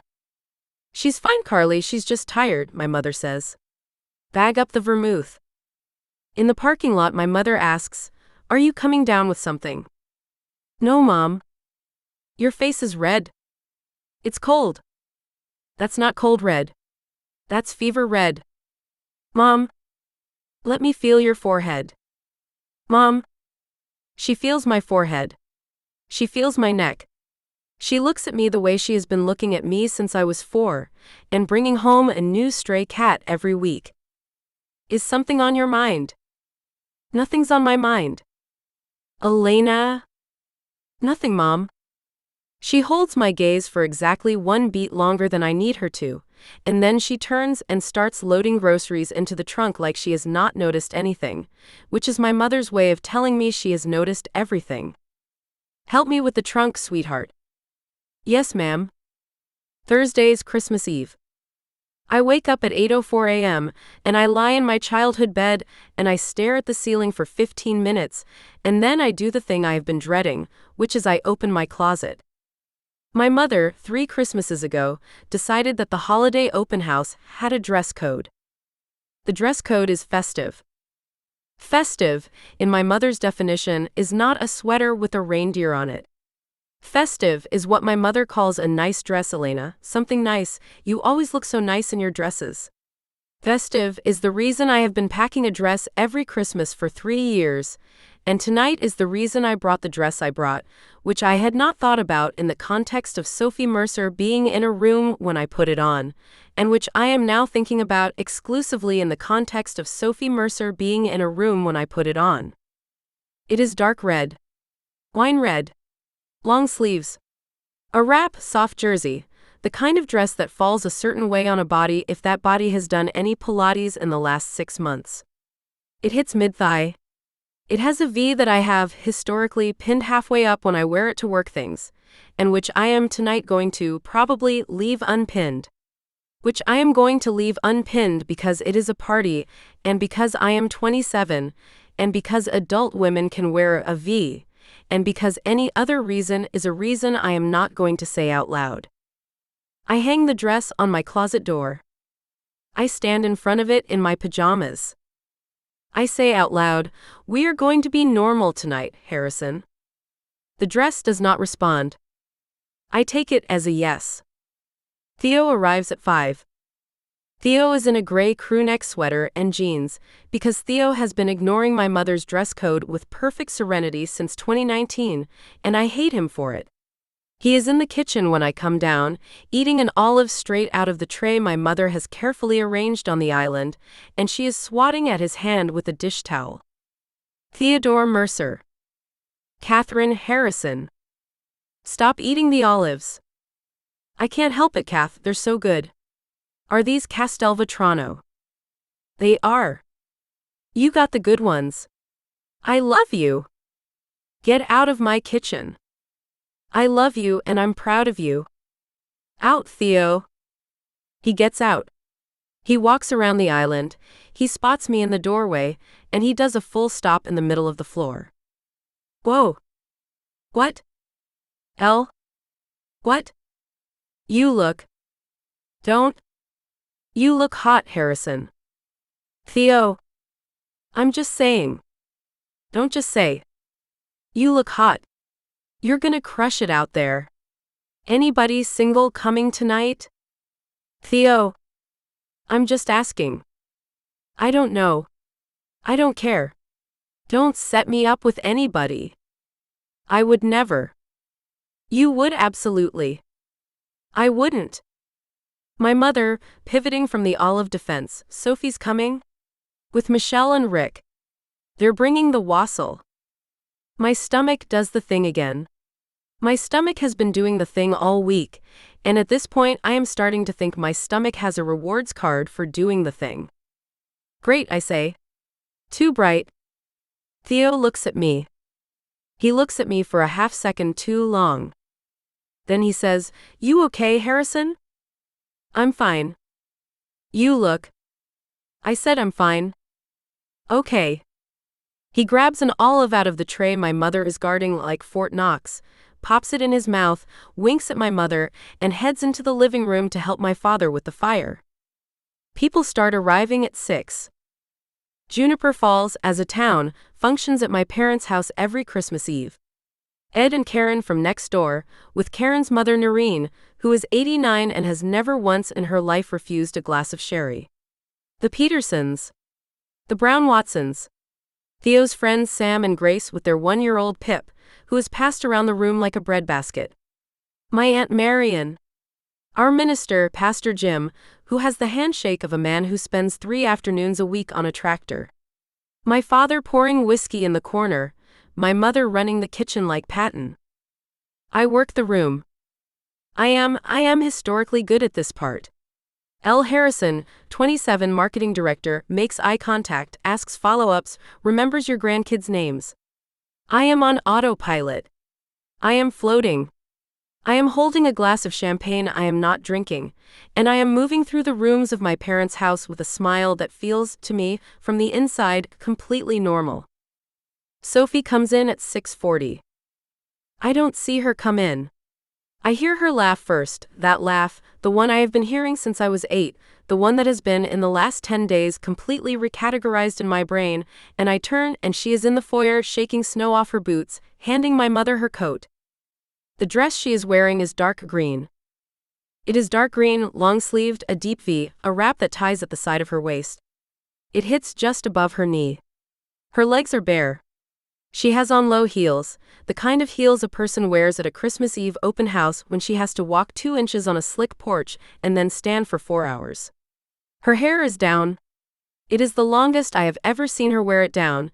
It hits past her collarbone, loose waves, dark blonde going bronze in the lamplight of the foyer. She has a small gold chain around her neck that disappears into the V of the dress. I do not know what is on the end of the chain. I want to know what is on the end of the chain. I stop whatever sentence I was saying to Karen from next door mid-word. Karen, to her credit, does not notice. Karen is 90% through a story about her daughter's engagement and is going to finish that story whether I am conversationally present or not. Sophie's eyes find me across the foyer. They land.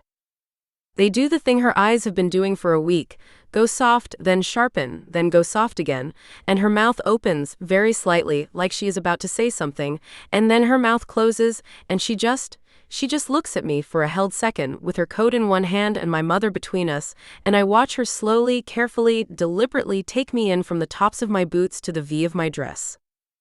Her eyes stop at the V. Her eyes travel up. Her eyes meet mine. She swallows. I watch her throat work. The gold chain shifts. Karen from next door finishes her story. And they're registered at Crate and Barrel. Can you believe it, Elena? Crate and Barrel, like regular people. That's great, I say. That's really nice, Karen. Isn't it? Yeah. Excuse me, I am gonna what? I do not know. I am gonna breathe. I am gonna put my champagne down. I am gonna go somewhere Sophie Mercer is not wearing a wrap dress with a V in it, which is, at this party, apparently nowhere. Excuse me, Karen. I move. I make it to the kitchen. The kitchen is empty, because my mother has everyone trained to bring their empty glasses back to the bar in the dining room, not the kitchen. I stand at the island with my champagne and I breathe. In for 4. Hold for 4. Out for 4. I have seen this on an Instagram reel. It is supposed to help with anxiety. It is not helping with whatever this is. Hey. Her voice. Behind me. I turn. She is in the doorway of the kitchen, in the dark green dress, with her hair down, with her mouth the color of something a person would call stain, not lipstick, and she is holding 2 empty champagne flutes. Your mom sent me for refills. Oh. I can do it. She steps past me to the champagne bucket on the counter. Close. She passes within 6 inches of me and I can smell her perfume, the thing I could not name at the bookstore, the thing I can now identify as amber and something like black tea and something like, I don't know, heat from her skin, and she sets the glasses down on the counter and she turns back to me and she leans one hip against the island and she says, Hi. Hi. You look beautiful. I cannot speak. I have, in 27 years, been told I look nice. I have been told I looked pretty. I have been told once, drunkenly by a man I was dating in Chicago, that I looked bangable, a word for which he was immediately punished. I have not, in 27 years, been told that I looked beautiful, not like that, not like a statement of fact from a woman who is looking at me as if she has had 10 years to notice and has only just tonight been given permission to say so. Sophie. I said what I said. I thank you. You're welcome. She doesn't look away. She is leaned against the island in her dark green dress, and her hair is down, and the gold chain has come out of her V. It is sitting at her collarbone now, and the thing on the end of it is a tiny gold crescent moon, twin to the one on the inside of her wrist, and I want to put my fingers on it. I do not move my fingers. Your dress is unfair, she says. My dress. Your dress, Elle Harrison, is, and I do not say this lightly, unfair. Your dress, I start. Yes.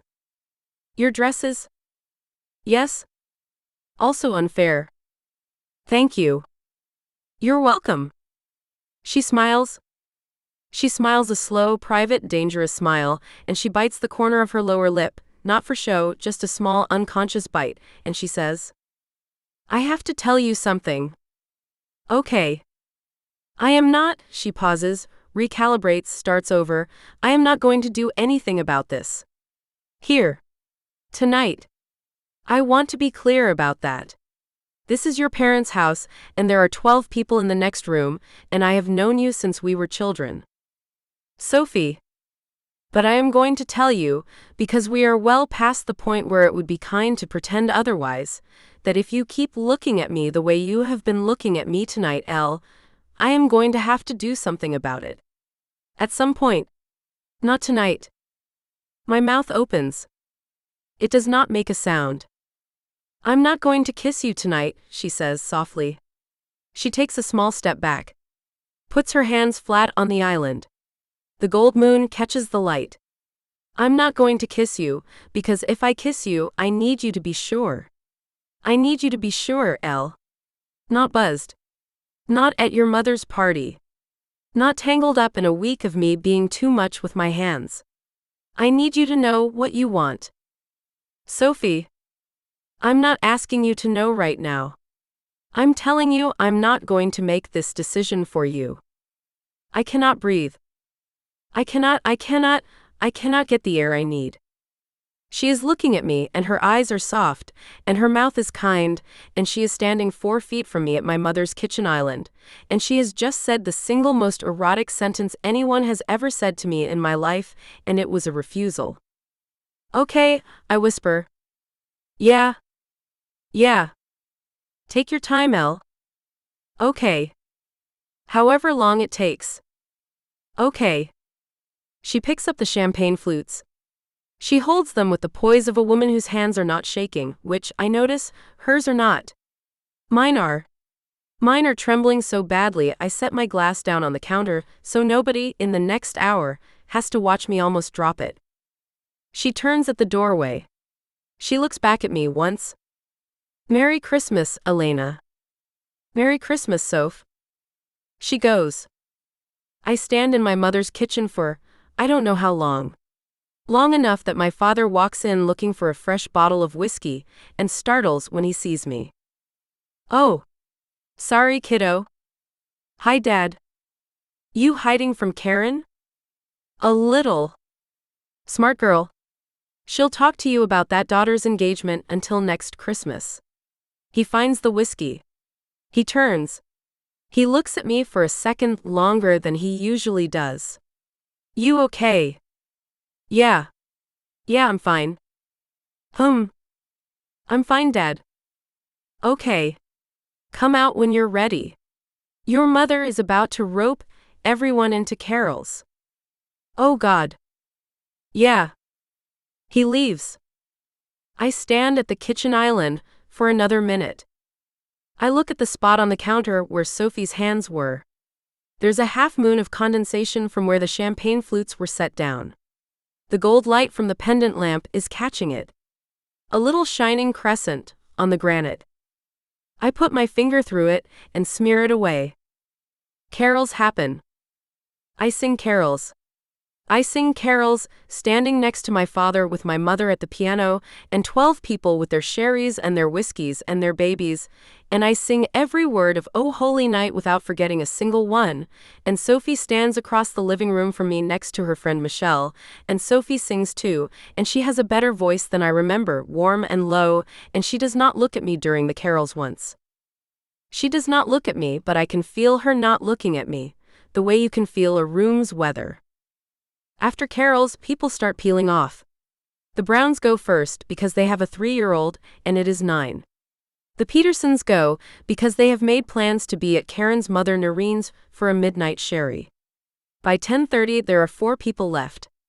My parents, Theo, Sophie. My mother is collapsed on the couch with her shoes off. My father is at the piano picking out Silent Night with one hand and a whiskey in the other. Theo is eating the last of the olives. Sophie is standing in the foyer in her coat. I should go. No, you shouldn't, Theo says. It's Christmas Eve. Stay for one more. I have to be at the bookstore at 6. On Christmas morning? I have a 6 a.m. customer, Theo. Who has a 6 a.m. customer on Christmas? Old Mr. Callahan. He gets his Christmas paper and a coffee before he drives to his daughter's in Rochester. 6 a.m. He's 91, Theo. He's up anyway. Go to bed, old man. Theo rolls his eyes.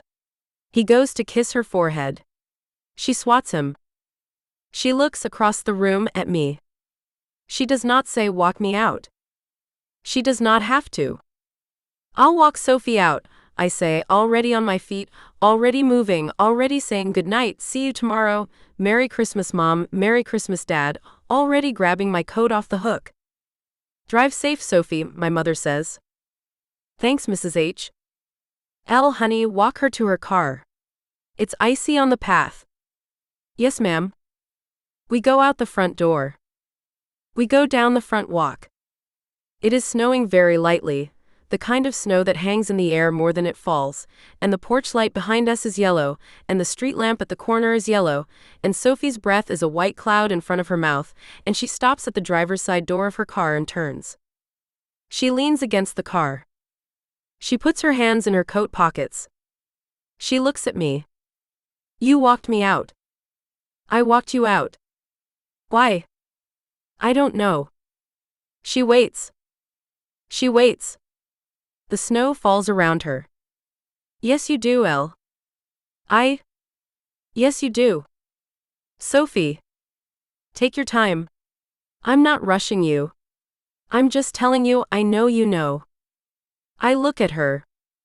I look at her face in the porch light, and I look at her hair with snow on it, and I look at the gold chain at her collarbone, and I look at her mouth, and I look at her eyes, and I think of every single thing I have not said to anyone in the last 10 days, and I think of my father at the piano, and I think of my mother asleep on the couch, and I think of Michael the law school boyfriend, and I think of the set of towels, and I think of 19-year-old Sophie listening to the radio come in, and I don't say anything. I don't move. But I don't look away either. She is the one in the end who breaks eye contact. She breathes out slowly through her nose, a laugh that is not quite a laugh, and she unlocks her car door. Merry Christmas, Elle. Merry Christmas, Sophie. Get home safe. You too. I'll text you tomorrow. Okay. She gets in. She starts the car. She sits for a second, letting it warm up. She is, I notice with a small pang, doing what I did in the bookstore lot, making sure the other person is okay before she leaves. She nods at me once through the windshield. I nod back. She pulls away from the curb. I watch her taillights to the end of the street. I watch her taillights turn the corner. I stand in my parents' driveway in a wine-red dress and a wool coat and a pair of boots that are filling up slowly with snow, and I look up at the sky, which is a low soft black with the snow coming down, and I say out loud to no one, in the middle of my hometown on Christmas Eve, at 1 minute before midnight, I want her. I say it out loud. I say it out loud, and I feel it land, and I feel it echo, and I feel it go through my body like a temperature change, and I stand there with my breath and a cloud in front of my face, and I say it again, because I need to hear it again, because if I am going to do this, I am going to have to get used to the sound of it in my own voice. I want her. My mother's porch light up at the house clicks off, on the timer she has had set for 12:30 for 15 years. I walk back to the house in the dark. I go inside. I go upstairs. I take off the dress.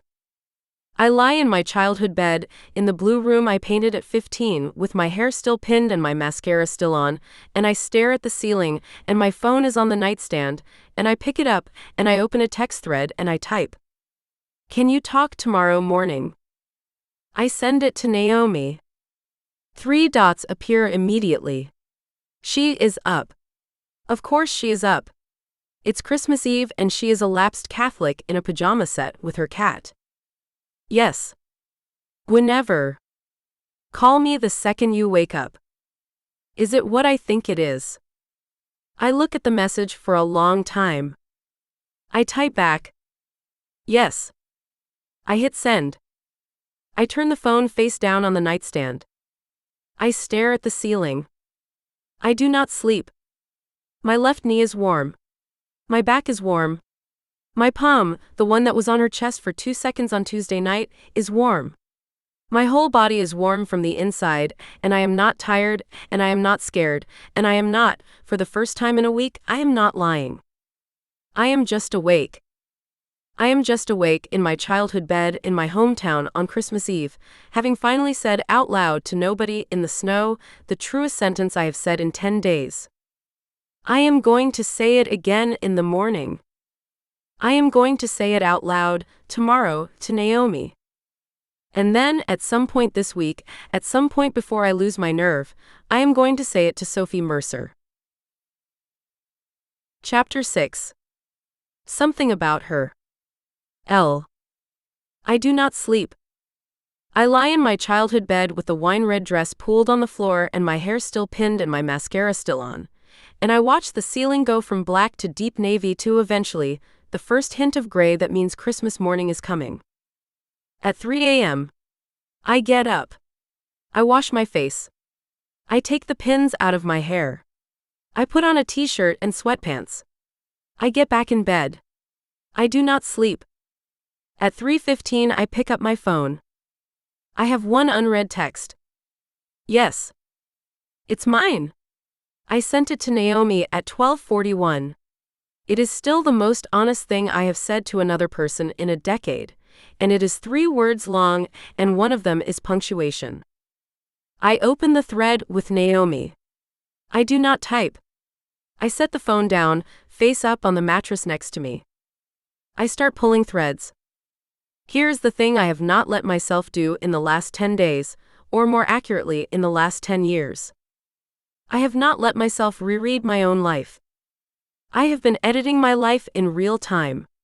I have been living a version of it, and telling myself that version is the whole thing, and anything that did not fit, I have been, without noticing, quietly filing into a drawer called Weird or Nothing or Must Be Tired, and the drawer has been full for a very long time, and tonight, this morning, whatever this is, I am going to pull the drawer out and dump it on the floor.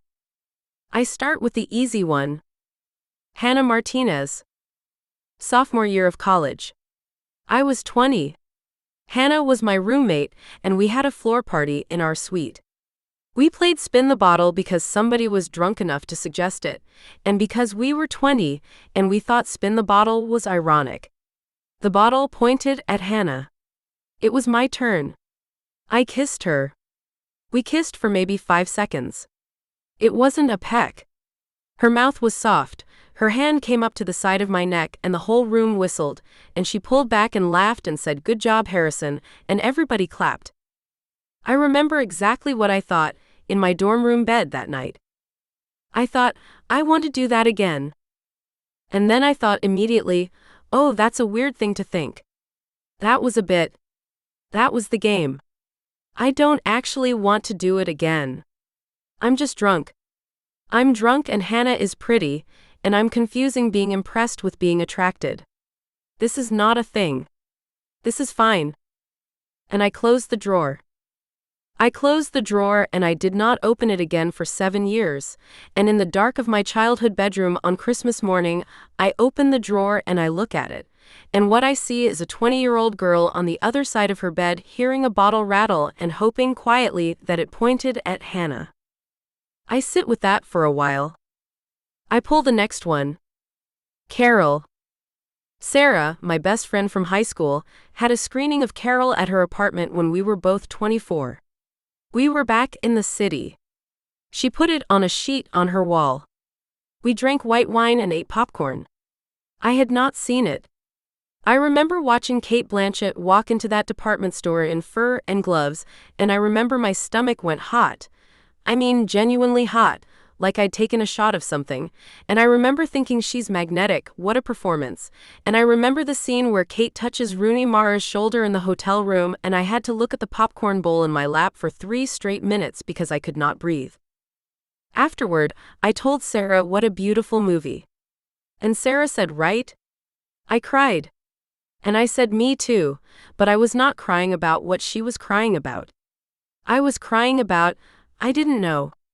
I thought it was just art. Beauty. The costumes, the longing, the New Jersey highway at Christmas.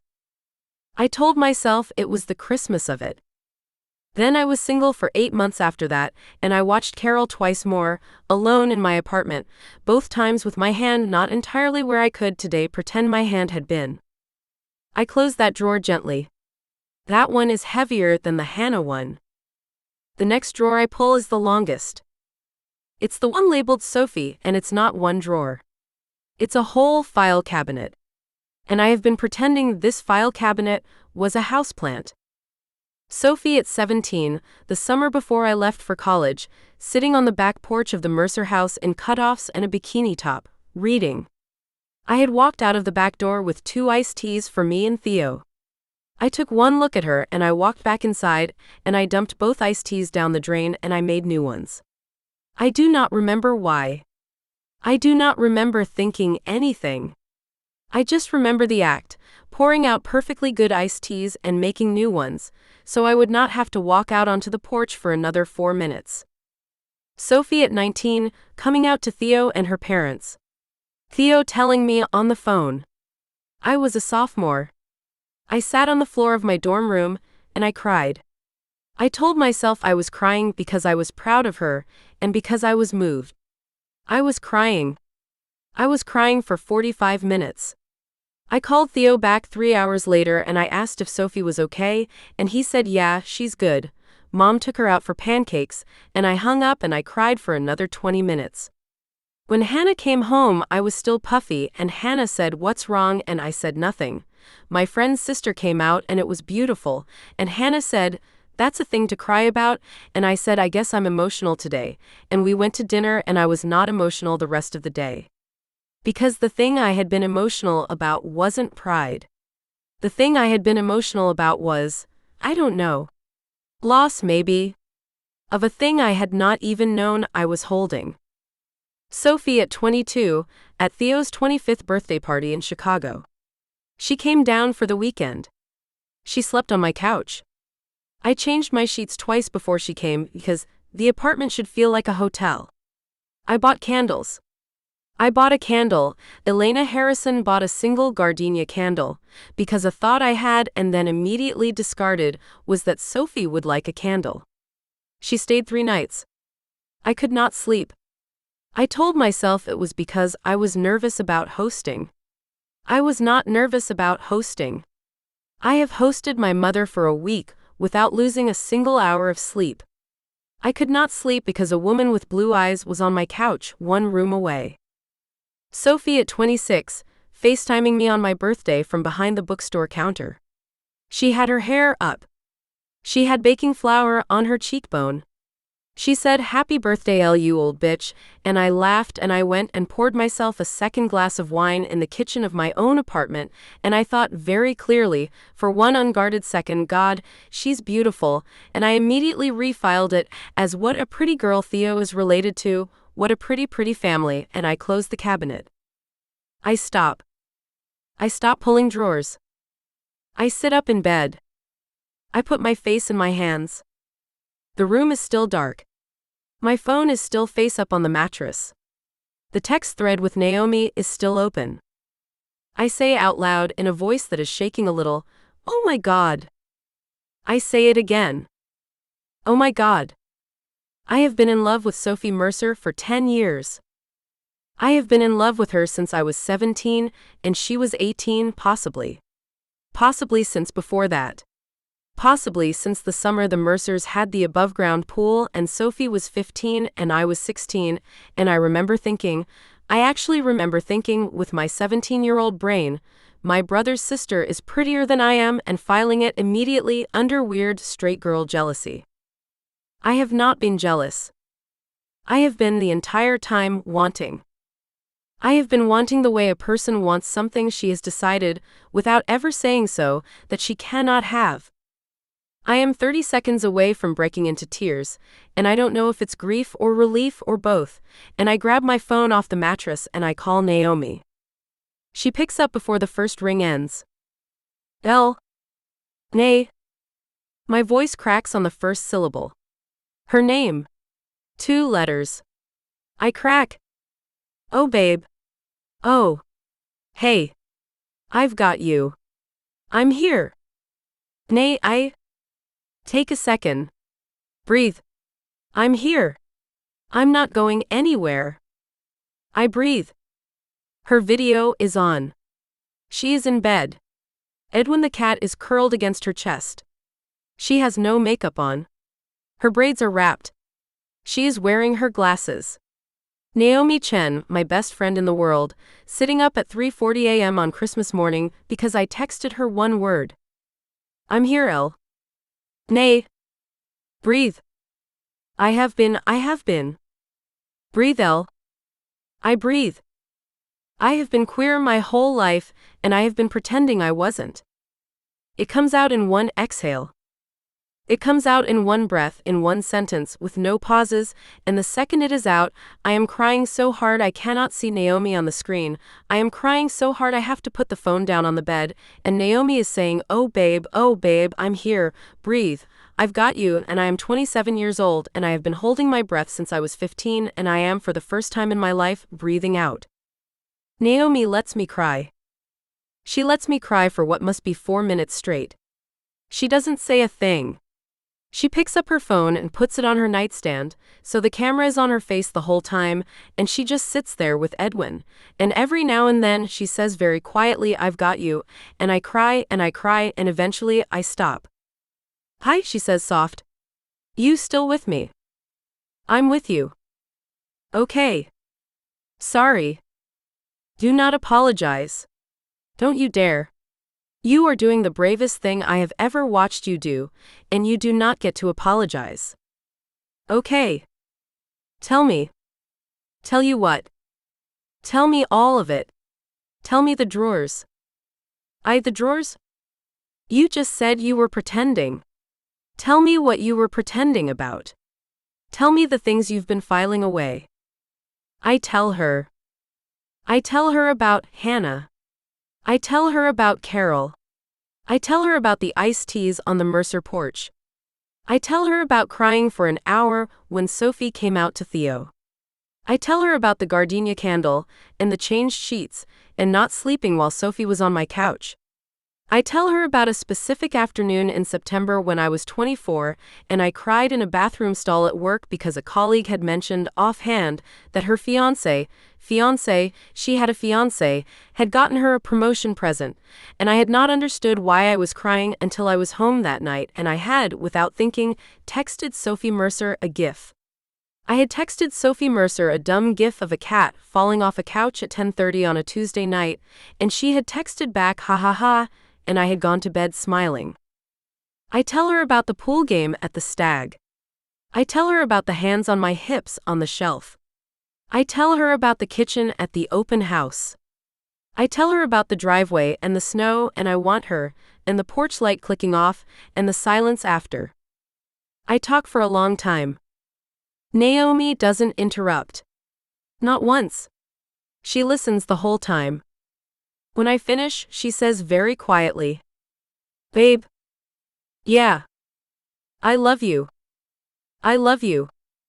And I am so sorry nobody ever told you there was another station. I laugh. It's a wet laugh, half crying. She used that metaphor. Sophie. The night of the inventory.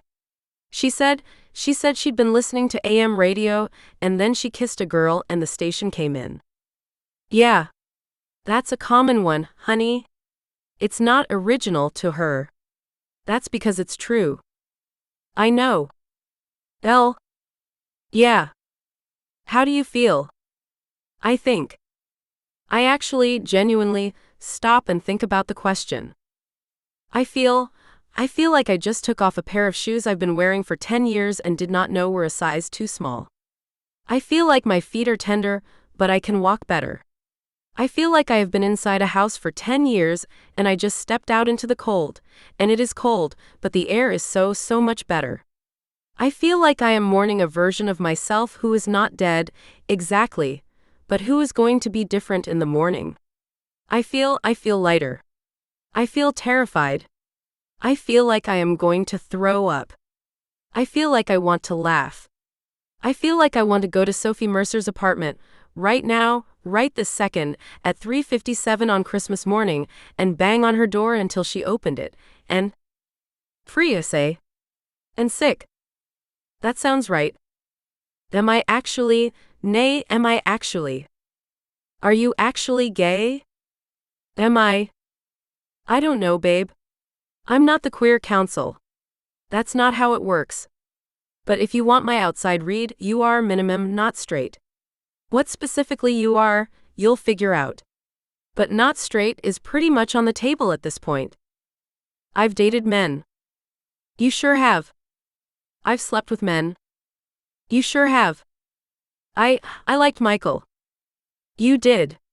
He was nice. He had a very nice apartment. I will never forgive his choice of couch, but he was nice. Nobody's saying you didn't like men. Liking men does not disqualify you from the queer team. Okay. Elle? Yeah. Can I tell you something? Please? I have known you for 6 years.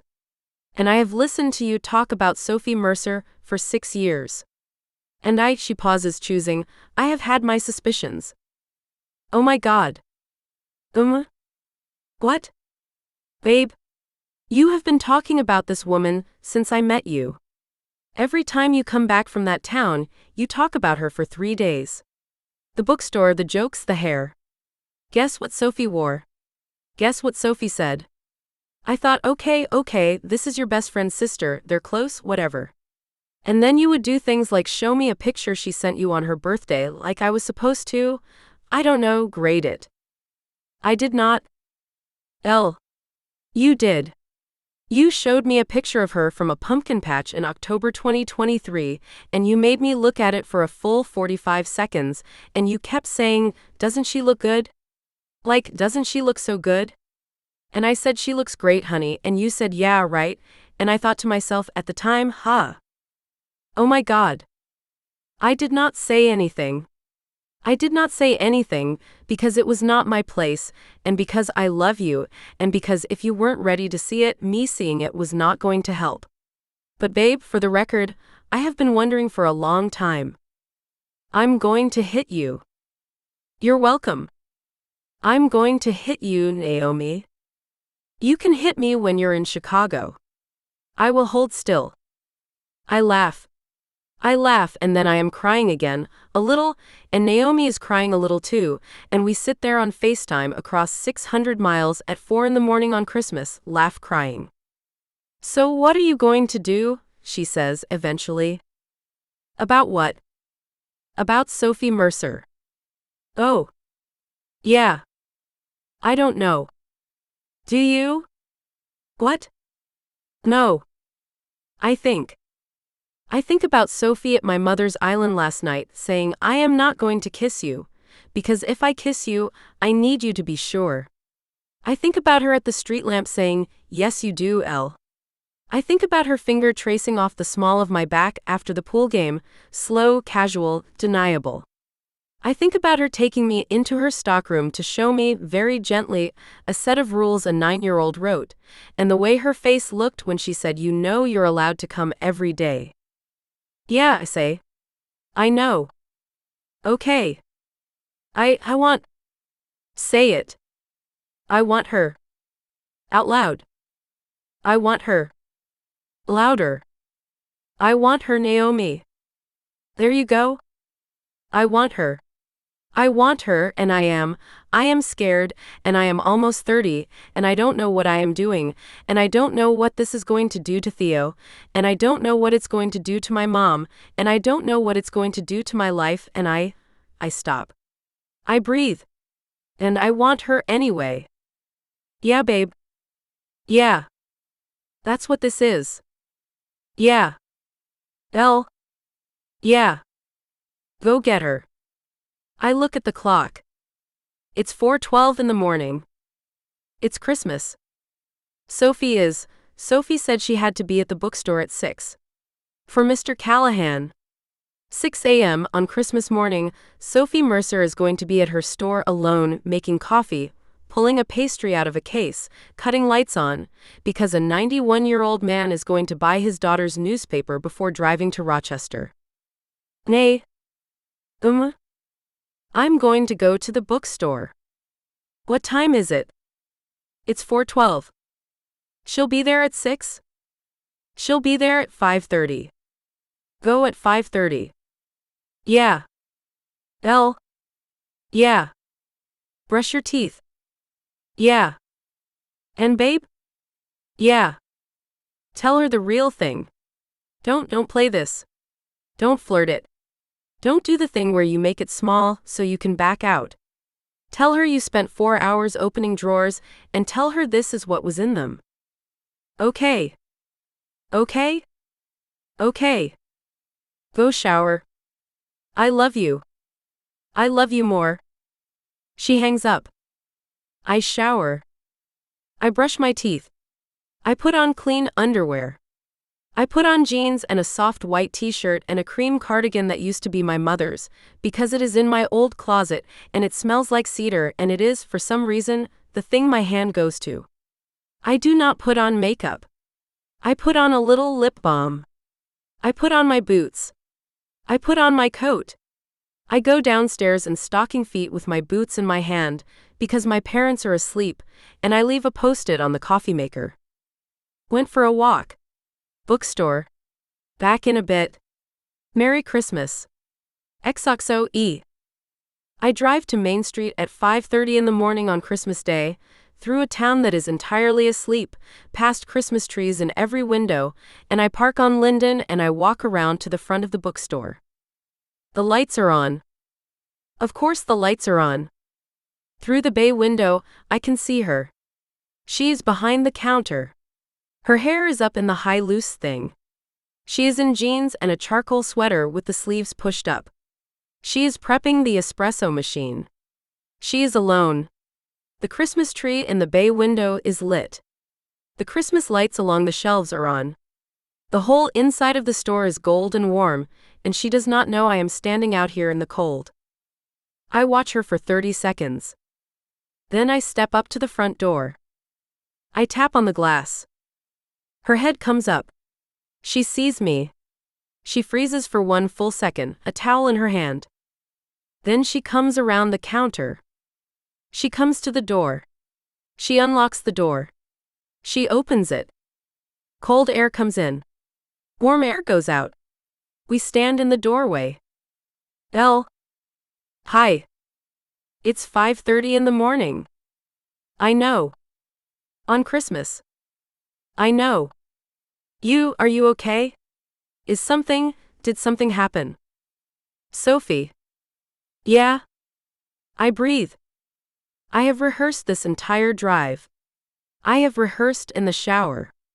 I rehearsed on Birch Street, rehearsed on Main, rehearsed in the parking spot. I had it. I had a whole thing. I had a speech. I look at her. She is in the doorway of her bookstore on Christmas morning, and her hair is coming down and her eyes are a little alarmed, and I open my mouth, and my whole speech falls out of my head, and what comes out instead is, "Ask me again." She goes still. She goes very, very still. What? Ask me again. What you asked me on Christmas Eve. In my mom's kitchen. Her lips part. Elle?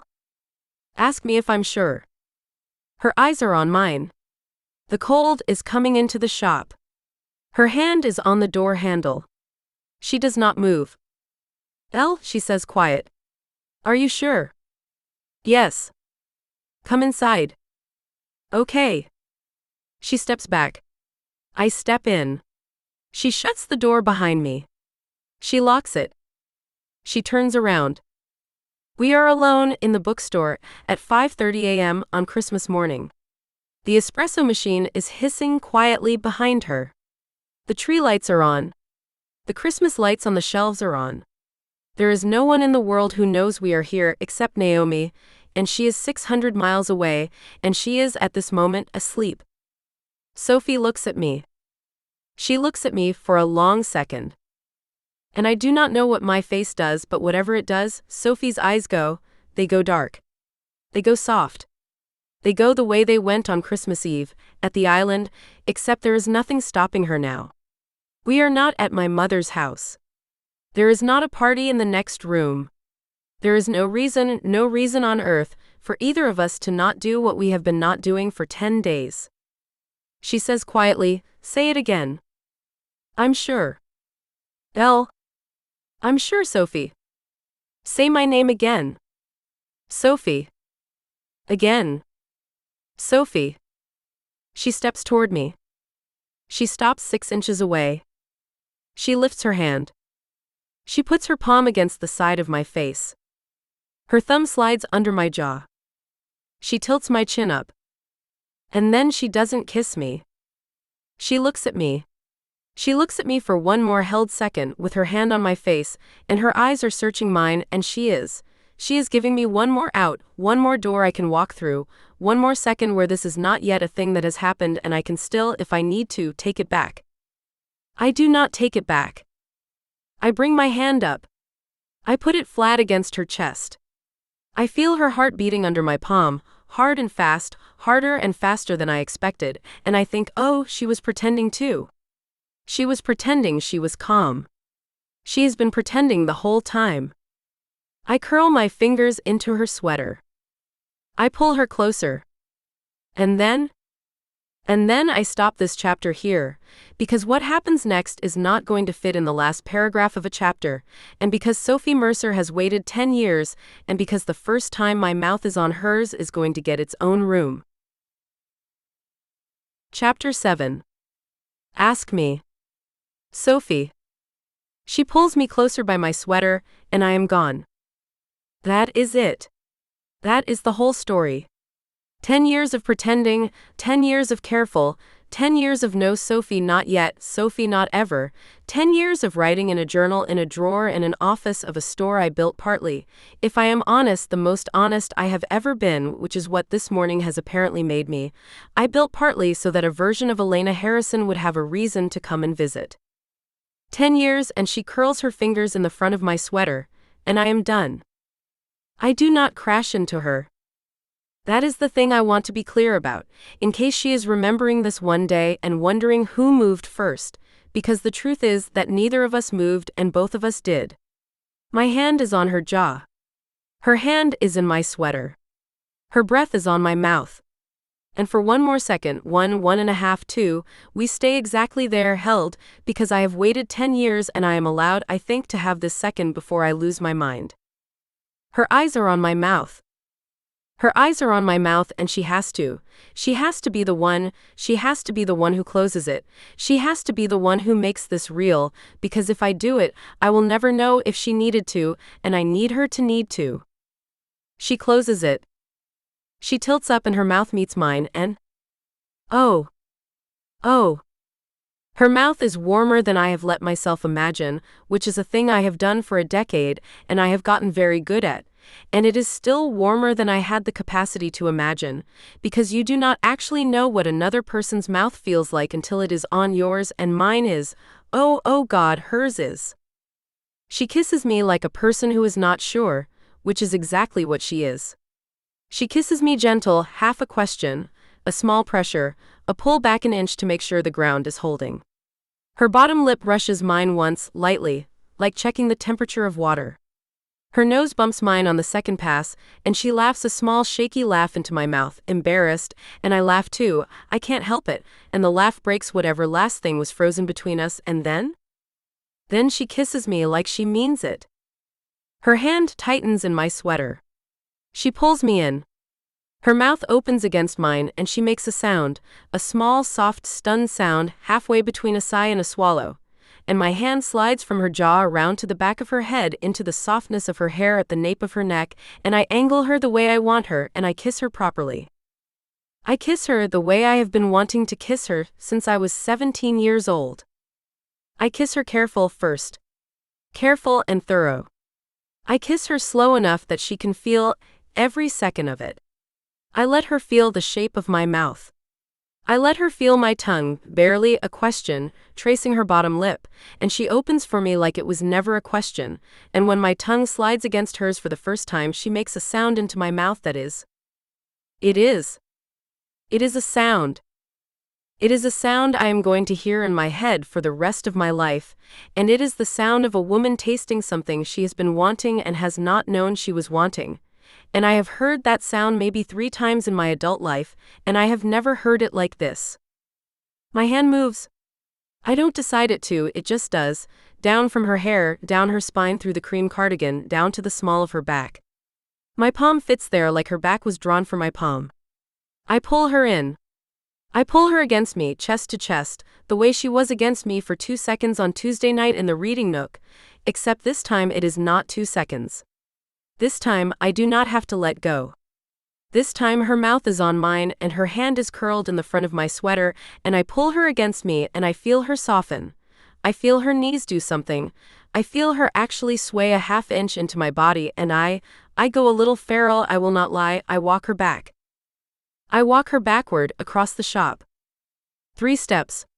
4. Her back hits the counter. Not the pastry case. The long oak counter we built last summer, the one between the cafe and the bookshelves, the one that is hip height and smooth and that Elle Harrison fits against perfectly because she is the exact right height. She gasps when she hits it. I swallow the gasp. Sorry, I murmur against her mouth. Sorry, is that okay? Don't you dare stop. Okay. Don't you dare. Okay, baby. Okay. I've got you. The baby slips out without a plan. I don't even notice it land until I feel what it does to her. She makes a small noise, a hitch, a catch in her throat, and her fingers dig in harder in my sweater, and I file it immediately in a part of my brain that is all business. She likes that. Elle Harrison likes being called baby. Good to know. I kiss her against the counter for a long time. I am not in a hurry. I am not in a hurry, which, I want that on record, is the single hardest thing I have ever done in my life. I have waited 10 years and she is in my arms and her mouth is open under mine and she is making small soft sounds into my mouth every 30 seconds, and I am not in a hurry, because this is her first time kissing a woman when she knows it is a woman she is kissing, and I am going to be careful with it, and I am going to let her feel every second of it, because she deserves to. I kiss her mouth. I kiss the corner of her mouth. I kiss the line of her jaw, just below her ear, and she exhales like I have punched her and tips her head back without meaning to, and the whole long line of her throat is presented to me like an offering, and I am not a saint. I have never claimed to be a saint. I close my mouth on the side of her neck, just under the hinge of her jaw, and I do not bite, exactly, I set my teeth against her skin, careful, light, for 1 second, and then I suck, soft, and she makes a whole new sound I have not heard from her yet, a broken little O that turns into an O at the end, and her hands come up and grab 2 fistfuls of my sweater and she says, Sophie. MMHM. Sophie, Jesus. I know. What are you? I'm kissing you. That is. MMHM. I do it again, a little higher, a little more teeth, and her knees actually buckle. I feel her drop half an inch, catch herself on my arms, laugh a little, a stunned laugh into my shoulder. Oh my God. Yeah. I'm going to fall down. I've got you. Sophie. I've got you, Elle. I've got you. Okay. I find her mouth again. I kiss her deeper this time, because I can, because she is making those sounds and her hands are in my sweater and she is leaning her full weight against me and she has permission now, she has her own permission, she has been telling me so for 3 minutes, and I can stop managing the pace on her behalf. Her tongue is in my mouth. She is learning. She is kissing me back now, really kissing me, sliding her tongue against mine with her whole attention, and one of her hands has found its way under the hem of my sweater at the back.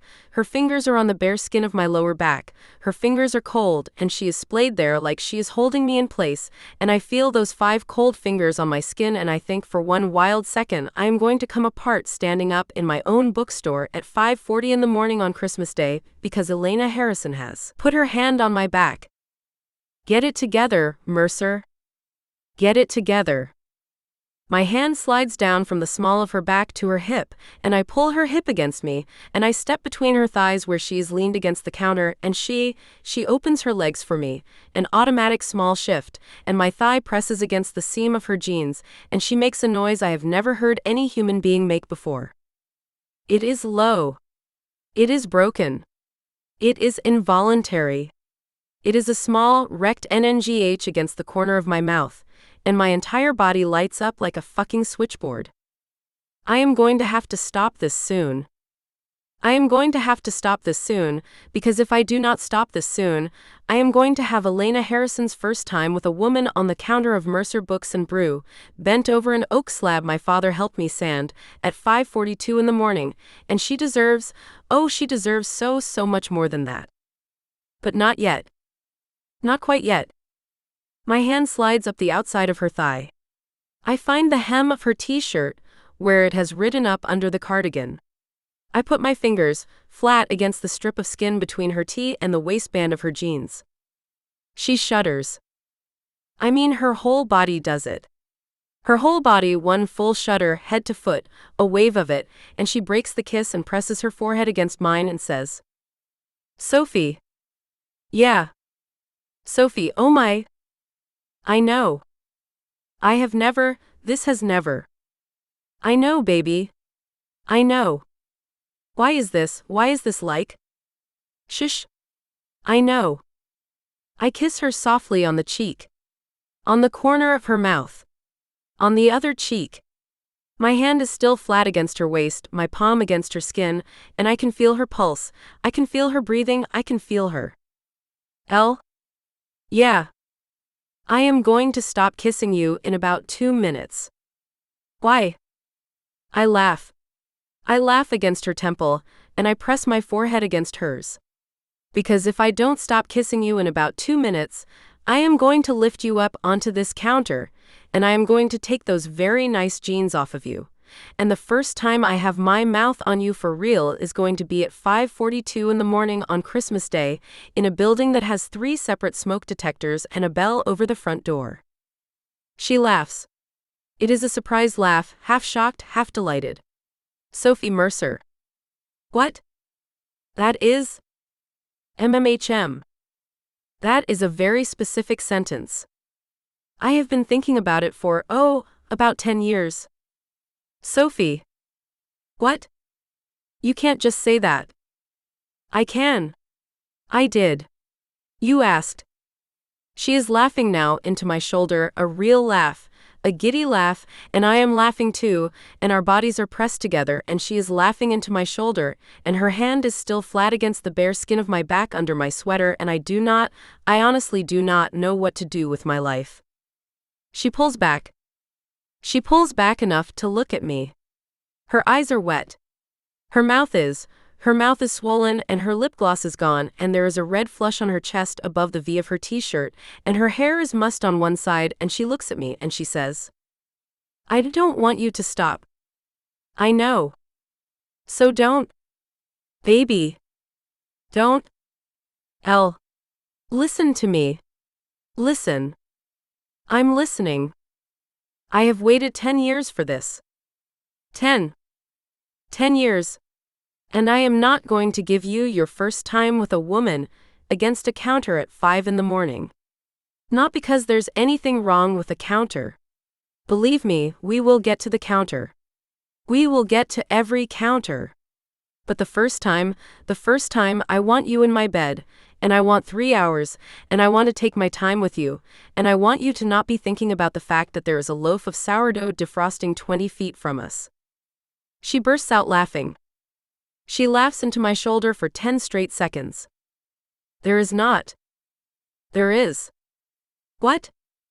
Sourdough. Defrosting. On the cafe counter. Under a towel. Maggie will kill me if it overproofs, Elle. She laughs harder. I am laughing. We are both laughing, with her against my chest against the counter, and I kiss her temple, because I can, because she is mine for this minute, and she says into my sweater, "You are ruining my seduction. I am saving us from a sourdough-based disaster. You are ruining it, Sophie. Tonight." What? She pulls back. She looks up at me. Tonight, I say. My place. 8. She does not breathe for a second. Her pupils are so wide her eyes are almost black. Her mouth is still open from laughing. She looks at me like I have set something down she has been waiting a long time to pick up. 8. 8. If you still want to.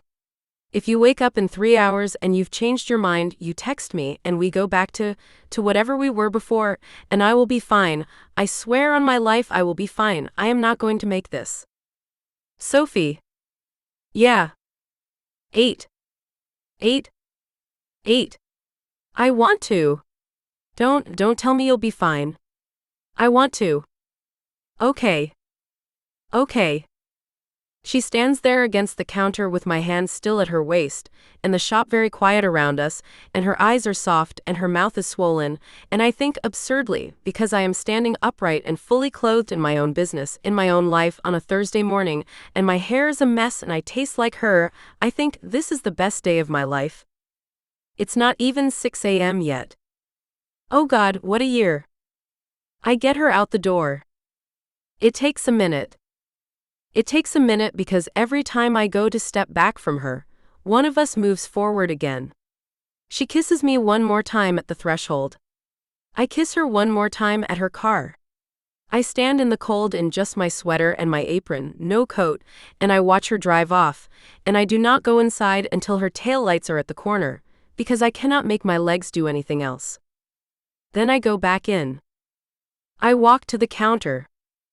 I put both hands flat on the oak and I lean forward, and I let my hair fall in my face, and I breathe. The espresso machine hisses. The Christmas lights are on. The sourdough under its towel is rising. Mr. Callahan is going to come through that door in 8 minutes, and I am going to have to make a cappuccino for a 91-year-old man and wish him a Merry Christmas like I am a person who just woke up. Fuck, I whisper to the empty shop. I press my forehead against the cold oak counter. Fuck. I am shaking. I have kissed many women. I have kissed women well. I have kissed women as a grown adult who knows what she is doing. I have not in 30 years been left trembling in my own place of business by a kiss, and I am trembling. I stand up. I smooth my hair. I smooth my sweater. I press my hand once flat against my chest to feel my heart still going. I walk to my office. I open the drawer. I open the journal to a new page. I write. December 25th, 5:54 a.m. She came in at 5:30. She said, "Ask me again." I asked her. She said yes. I kissed her at the counter for, I don't know, a long time. Tonight. 8 p.m. My place. She is real. This is real. It is real. S. I close the journal. I put it back. I go to the front. I make a cappuccino. Mr. Callahan comes in at exactly 6 o'clock and he says, "Merry Christmas, Sophie, God bless you, child." And he puts a 20 on the counter for an $8 order and refuses the change, and I say, "Merry Christmas, Mr. C," and he says, "You look happy, Sophie." I am Mr. C. Good girl. I nearly drop the cappuccino. He does not notice. He shuffles out with his Rochester paper under his arm and his coffee in a to-go cup, and the bell over the door tinkles, and he is gone. I stand at the counter in my empty shop, and I laugh once very quietly to nobody. Of course he said that. Of course. Elle. I do not remember the drive home. I do not remember getting from the parking lot on Linden to my parents' driveway on Birch. I pulled out. I drove. I arrived.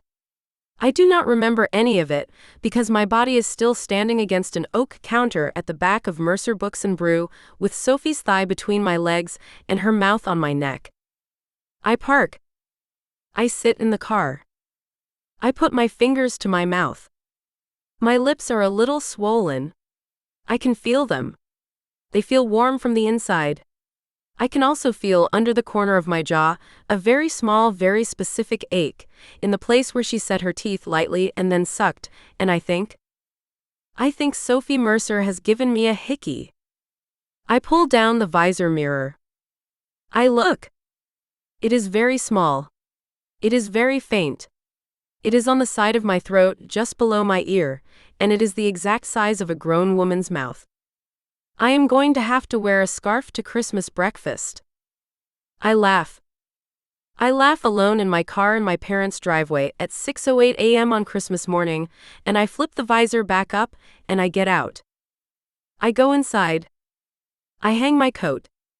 My mother is in her robe at the kitchen counter, starting coffee. Oh, morning, sweetheart. You went for a walk? I went for a walk. Was it nice? It was really, really nice, Mom. Merry Christmas. Merry Christmas. I go up to my room. I close the door. I fall face down on the bed, with all my clothes and my coat and my boots still on, and I scream into the pillow, not a bad scream, the other kind, the kind you do when you are 27 years old and you have just been kissed at 5:42 in the morning against an oak counter by a woman who has been waiting 10 years and who, in 14 hours, is going to take you to bed. 14 hours. I have 14 hours. I lift my head. I look at my phone. 6:13 a.m. I do the math. 13 hours and 47 minutes. I am not going to survive this day. My phone buzzes. One new message, Naomi Chen. Elena Rose Harrison. Do not leave me hanging. It is 5:13 my time and I have been staring at the ceiling. Did you go? I thumb the screen open. I type. I went. And she kissed me. 3 dots. 3 dots for a long time. Naomi is typing a novel. Then delete. Then dots again. Then. How was it? I think about how to answer that. I think about her mouth opening against mine. I think about her hand on the small of my back, pulling me against her. I think about her thigh between my thighs, and the involuntary sound I made, and the fact that she filed it. I saw her file it. I saw her go, "You like that? I'll remember that," without saying a single word. I think about her laughing into my shoulder, about a sourdough. I think about 8 o'clock. I think about my lip balm being gone. I think about the mark at the corner of my jaw. I type. I don't have the vocabulary yet. I will in approximately 14 hours. Naomi. Oh my God. Oh my God, Elle. Oh my God. Are you kidding? Is she 8 o'clock? 8 o'clock tonight? Elle. Use protection. I love you. Text me in the morning. I cannot emphasize the morning part enough. I laugh into my pillow. I type back. Merry Christmas, Nay. I love you. I'll text you in the morning. I put the phone down. I roll onto my back. I stare at the ceiling of my childhood bedroom. Outside, the sky is finally getting light. The radiator clicks. I can hear my mother downstairs, opening a cabinet. Somewhere in town, Sophie Mercer is making another cappuccino for another customer, with my lip gloss probably still on her mouth.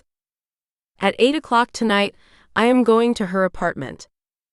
At 8 o'clock tonight, she is going to take me to bed. I close my eyes. I feel my pulse in every single part of my body.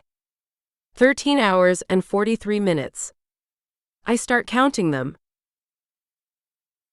So, Sophie kissed Elena, 5:42 in the morning, December 26th, against the counter of the bookstore. The Christmas lights are still on. The door is locked. Sophie's hand is on the small of Elle's back. There's a staircase at the back of the shop and an apartment at the top of it. And the next chapter, the one you don't get, is called Good Girl. We cut on the third step. 300 Miles by Aurora North is available now, wide on every retailer. Links in the description. The bonus chapter, 5 orgasms, 1 strap-on, 1 wedding night journal, is free on our website. Next week, Jace Wilder's enemies in the penalty box. 2 captains, 1 5-minute major. They ruin each other. Fractal Enigma Audio Previews. See you up the stairs.